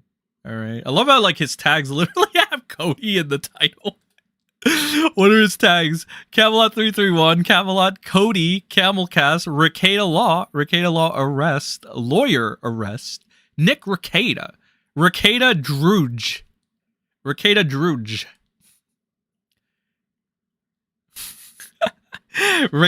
daughter. Rekieta apologizes. Rekieta admits. Okay. All right. Now I am greatly debating because dude, we have been going on for like 3 fucking hours. I am debating whether we play this because it's a 26 or if we just go to Elisa's fucking channel. Like, I'm leaning more towards Elisa. She has some 9-minute clips, but this shit fest with these 2 rejects for fucking 26 minutes is going to be fucking pure AIDS. So I think that because of that and that alone, I'll probably stick to Elisa's channel, which cuts it down just a tad, maybe just a tad. I'm gonna go ahead and check out Elisa's channel. We got some over here. Let's see. We got the Kino Casino segment, Alex Stein, Ralph segment from Mad at the Internet. We saw Josh's Mad at the Internet segment with Rekieta yesterday. Let's look at this. The Rekieta's and April thing. The ape, as people used to call her. The ape. Let's see what this is about. What are these tags, bro? Oh, wait. Okay. Let's see. There's all these people acting holier than thou about the whole April thing, and I thought that was the silliest thing ever. Like, come on, dude. It's not a situation I ever thought I would find myself in, and then all of a sudden I did. And it was like, well, this seems cool. And then it didn't work out. Like, yeah, Rekieta lost his fucking side piece to Rich of Review Tech of all people. I never see her. I almost never talk to her right now. She's just kind of doing her own thing. And like, it really sucks because aside from everything else, she and I became really good friends. And like, there's a lot of baggage in there that makes being a friend to her like inappropriate in my current situation. Maybe we'll get back to being friends in the future, maybe not, I don't know. But it's like, this wasn't something I thought would happen. If you would ask me a couple years ago, like, is this ever going to happen to you? I'd be like, no, that's crazy. Why would I do that? What? Life throws you some curveballs sometimes, and some. That's so cap, brother. That's so cap. Keep lying, Nick. Keep growing that nose. Shit might happen. You might be in a bad spot mentally, or you might be really like terrified of something, and you do something you weren't expecting. And there can be really great things to it. April's amazing. I genuinely love the hell out of her, but it's not appropriate for us to be in any sort of relationship. So, she's doing her thing, and oh god, this is so cringe, bro. And I'm at home working on my own house. Essentially, this is the damage control street. Fucking Cody, Camelot, whatever you want to call this guy, always does damage control streams for Nick Rekieta. This is just another fucking walk in the park for him. So this would be damage control number, I want to say 4, maybe 5 or something. And making sure the people I really care about are taken care of and honored and respected. It's like, but yeah, anybody who pretends like that they would not be enchanted by like a pretty blonde woman, like come on, guys, like stop pretending to not be men. Of course you would. Like your biology alone would be hard for you to fight, and most of you don't have the arms to fight anything. I was telling, but is she as hot as Mandy, Nick? All right, because come on, Nick, like the fact that you fell for that. Should anybody trust your judgment on what an attractive woman is? I don't know. I think, that's the question I would pose to you. Should you really be speaking, considering the whole Mandy thing? All right, I don't know, Nick. You got duped by Mandy, all right, for months, and fucking Cody too. All right, it wasn't even just you. To be fair, it was Cody as well. But then again, we've already been through this. Fucking Cody is a Talladega Nights reject that doesn't have a brain cell left in his fucking head, and his steroids are wearing off. So, again, I don't think you two are the best judge of woman, what an attractive woman is. Dare I say? I was telling these guys, I'm like, the only reason you would be opposed to this is because you don't have the opportunity. That's the only way you could be opposed to this idea. Whoa. Okay, so the only reason you would be opposed as a married man to have a fucking weird polyamorous relationship is because you can't have it, essentially. Dude, I see why Camelot does damage control for Melanie Mac. I see why all these retards are in the same circle of grifting network and shit. I can see it now. Because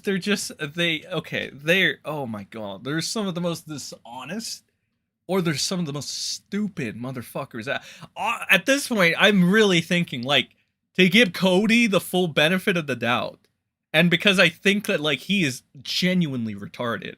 Like, he is genuinely fucking stupid. Like, there is not a brain cell left in Cody's fucking body, or fucking Cody's head. I mean, like, the body itself is, like, a different story altogether. Father Time, I mean, his body's getting so bad, he has to make a self-insert about himself and put it on a fucking comic book.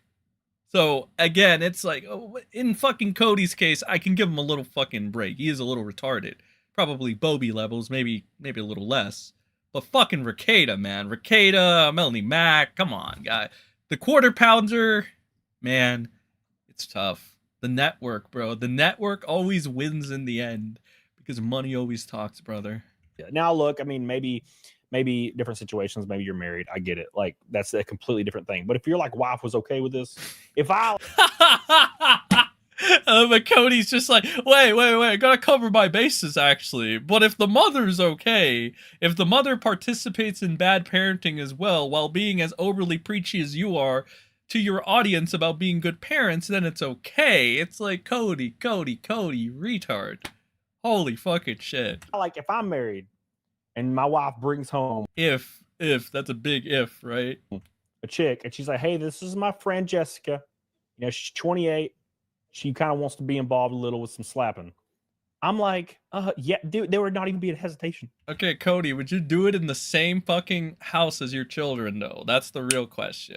All right, this is the workaround. You guys try to work around this, or whatever.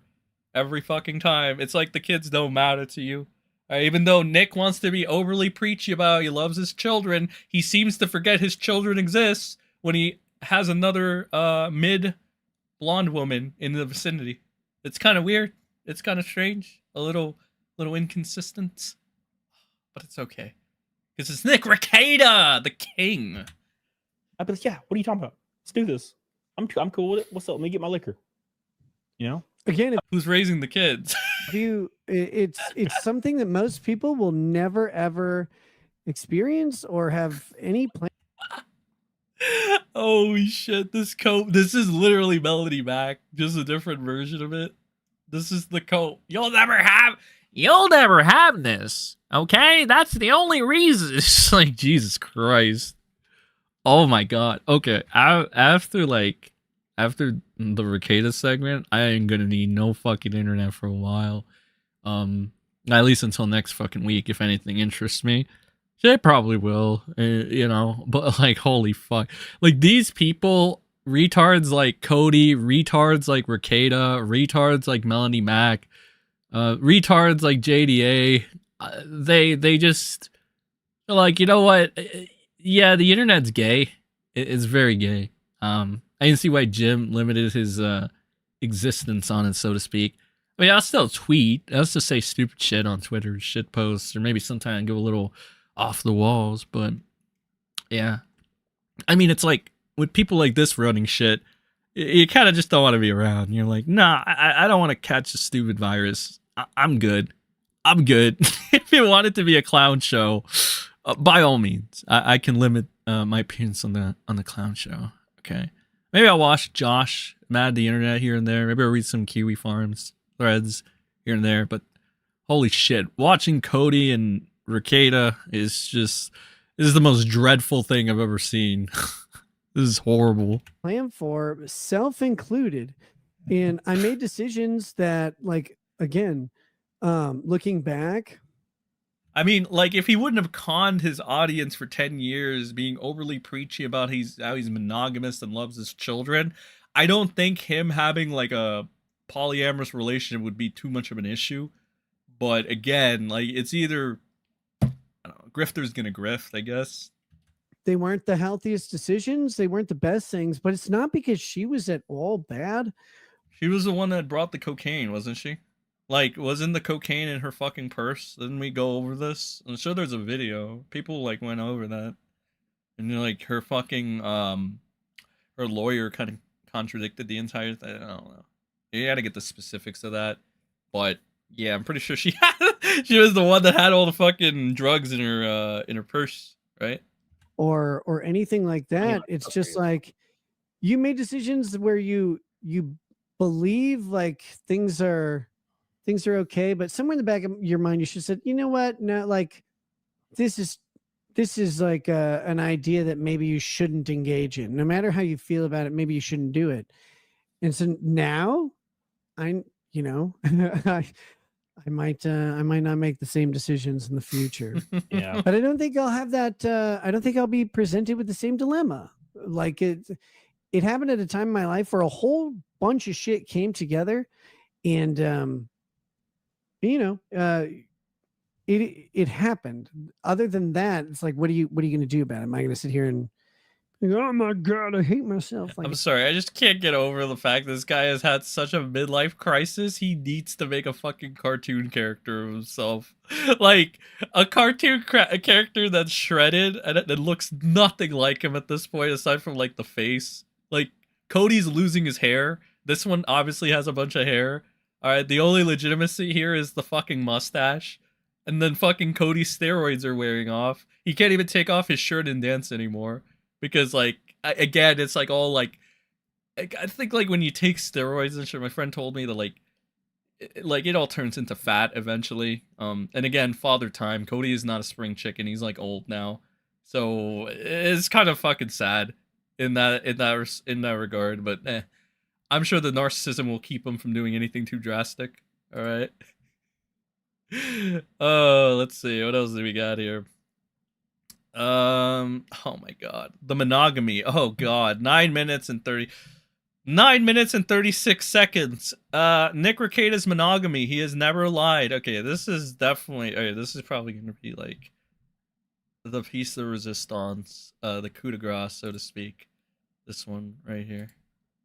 Real quick, Chris Olin says the bit about being a monogamous Christian man was definitely a lie. No, it wasn't. Oh, there it is. There it is. There it is. Let's keep it going. All right, I love this. I love fucking Cody's reaction to look at his fucking face. Okay, let's see. Let it run. Let it run. Let it breathe. When I said it, it was true. And then things changed and I stopped saying that. Although I'm still a Christian man, a very Christian man, and people have completely misrepresented things I've said about Christ. This is another one of those fucking Christian talk. Dude, by the end of this, people are going to be sick of like Christian. I swear. People like fucking Rekieta, people like Melanie Mac, people like JDA, they're going to make people hate Christians by the end of this because it's going to be like, you guys are so fake and gay. Like, it's just like, oh my God, what is this? What is this? Christ or the Bible or whatever. Like, it's like Rekieta's trying to say, Jesus, wait, hold on, I gotta do the Rekieta. Jesus actually said that I should have cocaine in the vicinity of my child. What are you talking about? I'm so Christian. It's like, nigga, you're not. You're retarded. You're so stupid, Rekieta. You're genuinely one of the stupidest lolcows I've ever seen. And that's crazy, though, because everybody was sucking your dick at one point. Again, just to reiterate, everybody that when I was the OG that was talking about how this guy was a con man and a fucking retard and didn't know what he was talking about. Again, I was hit with like, oh, Seth, you just want to be on the streams. You're just a clout chaser. You're just a hater. By some Kiwis too. They said that as well. Lo and behold, what has happened? Oh, everything that I said. He's a con man. He's a grifter. He's not good at law. He's fucking retarded. A wet brain. Fucking alcoholic. Probably an addict. I'm pretty sure I said he's probably an addict at the time because I really didn't have much to go by other than like the little over-the-top meltdowns he would have that everybody would call based. So I don't know. This guy is a fucking idiot. It's just genuinely one of the stupidest people ever. Okay. It's okay. It's okay. He'll do some redemption right now. I'm sure he's got some more witty bars and one-liners out here. And Cody over here in the emotional support on the left. Very beautiful. Very fucking beautiful. I love this couple. Better couple than April and Rekieta, that's for sure. I have no. This is the true power couple. I've over never here. had a problem in my 43 years of life. I've never had a problem of faith in Christ. I've had a problem of relying on Christians because I find Christians very unreliable over and over and over. But like as far as the like when I said I was aggressively monogamous, which I thought was kind of like a funny line. No, it was though. And then later I wasn't. I made a different decision. I'm sorry. And was it a good decision? No, it ended up being terrible. It really fucked up my life. It made me almost lose my marriage. Don't do it. Wait, did he just admit that he almost lost? Okay, so like the whole talk of divorce wasn't even speculation. It was like legit. So he almost, okay, because like I don't think you guys know. I think it was either like Kiwi Farms that speculated this, or it might have been the casino. I think it was one of those two, and they were like speculating that there was like a divorce that might have been happening. And like fucking Kayla might have put her. Kayla's Lady Rackets, Nick's fucking wife on paper that he let Aaron fuck. There was speculation she put her foot down and said, like, Nick, you got to choose between her or me and whatever. And she's like, April, in regards to April. I guess it was legit. This is kind of like a confirmation if you really look at it. Confirmation, okay, all right. Monogamy is the way to go. Like there may be people who can make something beyond monogamy. If you're like 40 years old and you have like 5 kids and you have responsibilities, yes, monogamy is probably the way to go. I don't think it takes a rocket scientist to figure that one out. All right. Me work. I don't know. I don't know how they do it. I don't know how they would. I wanted to eat a bullet every day for a while, dealing with like that Kiwi farmer you tried to get to do that, like that. Like this is like it's like Nick. Stop saying that because it shouldn't really matter. All right, it really shouldn't. You know. Again, like that Kiwi farmer you tried to do that to, yeah. With more than, oh my god, it's a mess. Like, but it wasn't that like I wasn't like when I said it again, it was 100% true. And then later it wasn't true. And so I stopped saying it. But people are like, oh, you should have told people. I'm like, why? Why do I have to? Because you're a parasocial fucking freak. That's why. Because your entire fucking branding strategy on locals is being a parasocial fucking freak that gives fucking advice to people what he shouldn't be. All right? You're friends with a bunch of pedophiles and you fantasize about a teenager. You're a fucking freak. Holy fucking shit. You want to call Josh Moon and Kiwi Farms pedophiles? You're the bigger pedophile. The fuck are you talking about, Nick? You fucking idiot. Then go out and be like, by the way, guys, I've updated my view on this. That's a weird thing to do too. And for people to expect you to do that when you make a decision that like runs. Go to this guy. Okay, actually, don't go to his locals and fucking sign up because it's better if he has no revenue at this point. But if you go to clips, I'm sure there are clips there. Fucking, there's a million clips out there. Rekieta being a parasocial reject, fucking giving his audience advice on locals about how to live life and shit. That's why, Rekieta, you fucking moron. Oh my god. Yes, Cody, I had the same expression, the same constipated expression you have right now, Cody. I don't like this either, Cody. God. Different than what you've said in the past is an impossible thing because you like don't. One, I didn't even like know that's what was going on for a bit, and then like all of a sudden I found myself in a situation that was like way different than anything I planned, and things seemed great, and then they weren't, and I was like, oh yeah, I guess I was right originally, but like people get mad about that. It's like, well, that's only if I was lying at the time, but I wasn't. I just changed my mind. How do we know you weren't lying at the time? You never want to tell the gothic sushi story for some reason. I mean, like the people, dude. That was such a fucking. I mean, like, you know, there's only 1,000 pages worth of lies on the Kiwi Farms thread about you, right? It's definitely not a possibility you could have lied at any point, right? Everybody should take you at face value, right? Because what I do is I take a habitual liar with 1,000 pages on Kiwi Farms that proves he's a liar at face value. That's what I do. Definitely. Or I didn't even change my mind. I made a decision contrary to my values and I got fucked for it, man. Like, what do you want? Like, you all were right. So was I. It was great. I had a creator yell at me because I said,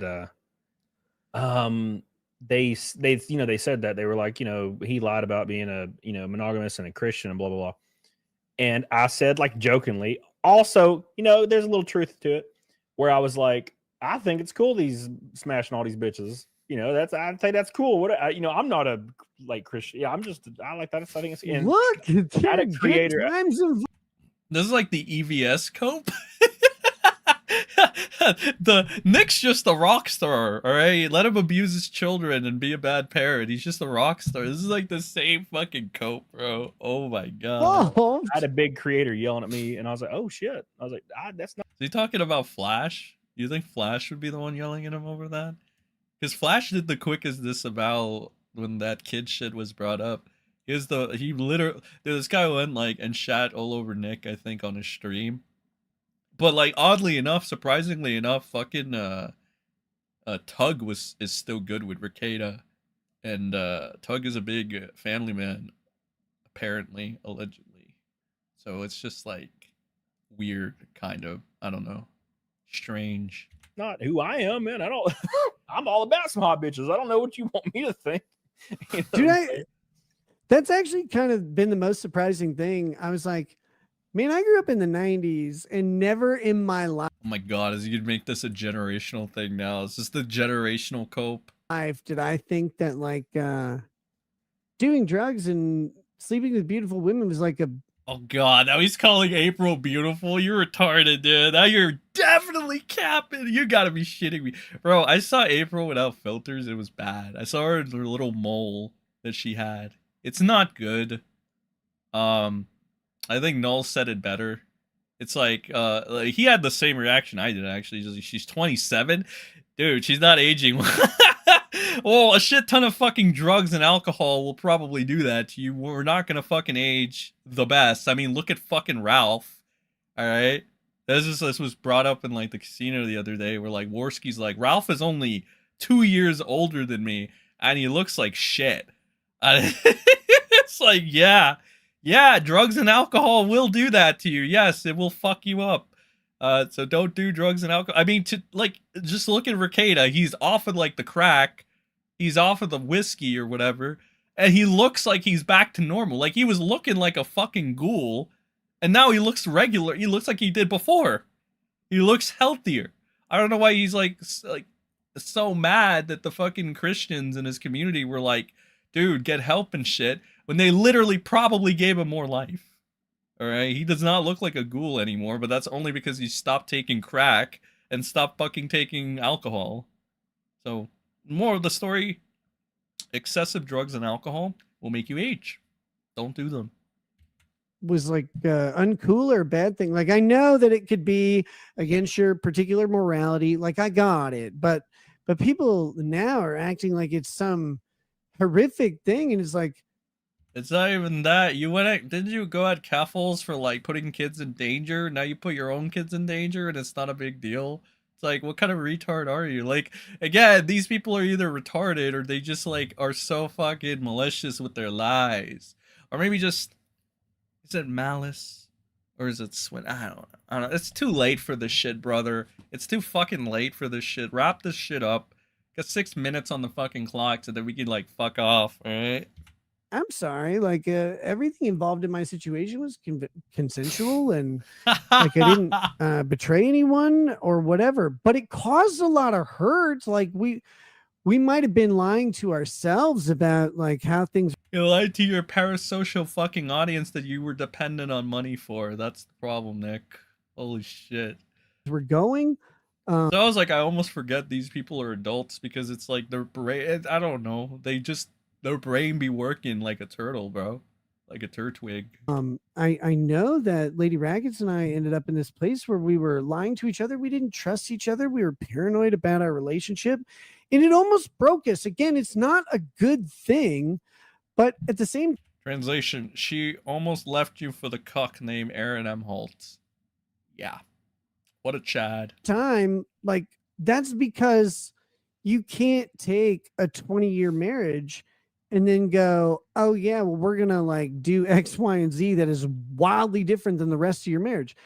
Other people can maybe make it work with a completely different setup than we had, but the reality is, one, you guys.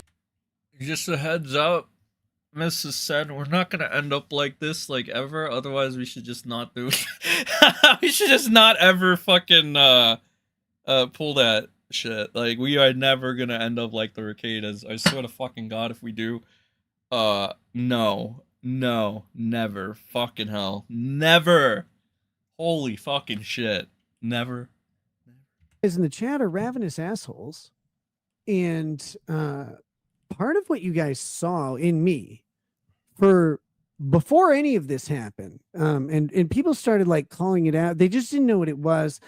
And I'm going to tell you, you can't, like as a person, you can't bring this shit to the internet. You just cannot.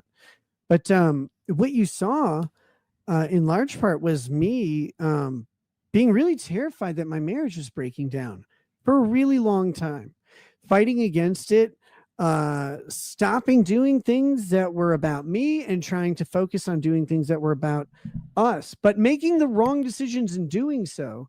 And like, so people like are like, oh, you look terrible. And I tried to start telling you guys at the end, right before getting arrested, is like my mental health is fucking disaster. Oh my god.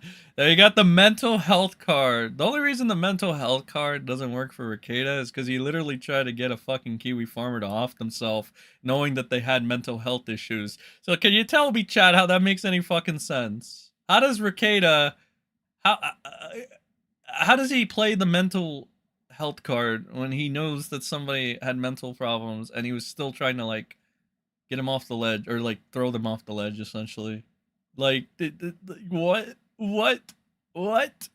Cody, you seem confused. You would know about this, Cody, if you read Nick's Kiwi Farms thread as much as you read Nick's Locals for positive PR.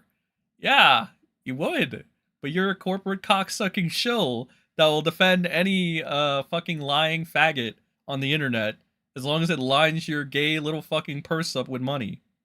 That is good old Camelot. Despite anything else, like my mental health is really garbage, and that's because I thought my marriage was ending, guys.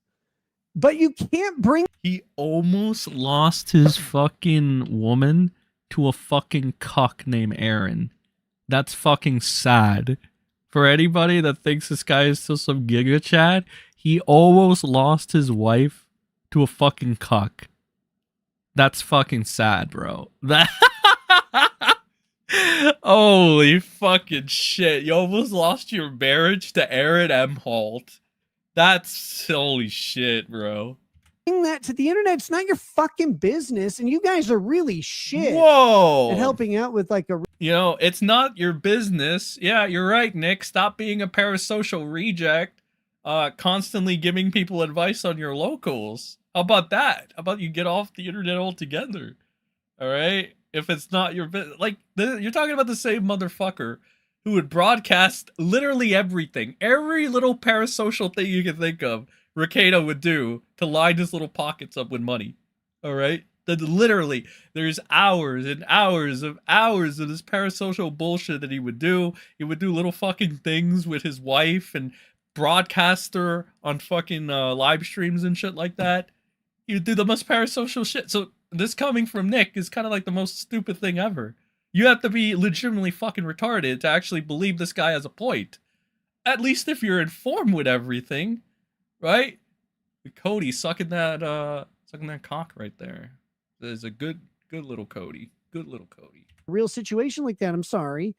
And so like Bobby cock. You try and deal with it on your own, but there's no hiding what it's doing to you. There's no hiding the fear, the anxiety, the apprehension, the pain you're going through when you're live streaming every day. But you got to keep live. Okay, number one, you don't have to live stream every day. Number two, what is this boo-hoo, woe is me shit when you try to get a Kiwi farmer to off themselves? All right? Like, what the fuck is this? What is this? What? Oh, God, okay. Live streaming every day because that's how you make your income. And that's not how you make your income. You already have plenty of income. What are you talking? You're still lying to this day, brother. And that's how you define yourself. Like, you know all about this. It's like, and so you're stuck in this catch-22 of like, if I stream, people will come at me on this.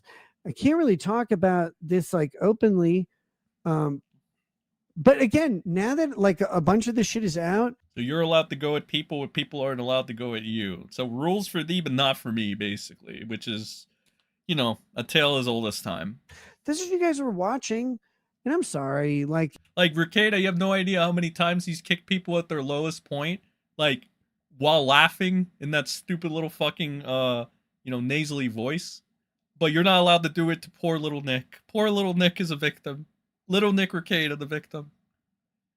It really sucked. Believe me, for years it was fucking difficult, and I was scrambling dealing with something I never dealt with, and like trying to find someone who is really hard to find for some personal reasons that involve things that aren't your business either. This guy is also sucking the life out of me. Thankfully, there's like 3 fucking minutes left. Holy shit, I'm dying. But like, we've been through a lot, and we came out the other side of this, and Lady Raggets and I are doing great right now. it's like not every day is peachy, of course. It's still a marriage, right? But we don't fight like we used to. And we've made peace with so many things because we were both scared that the other one like was done.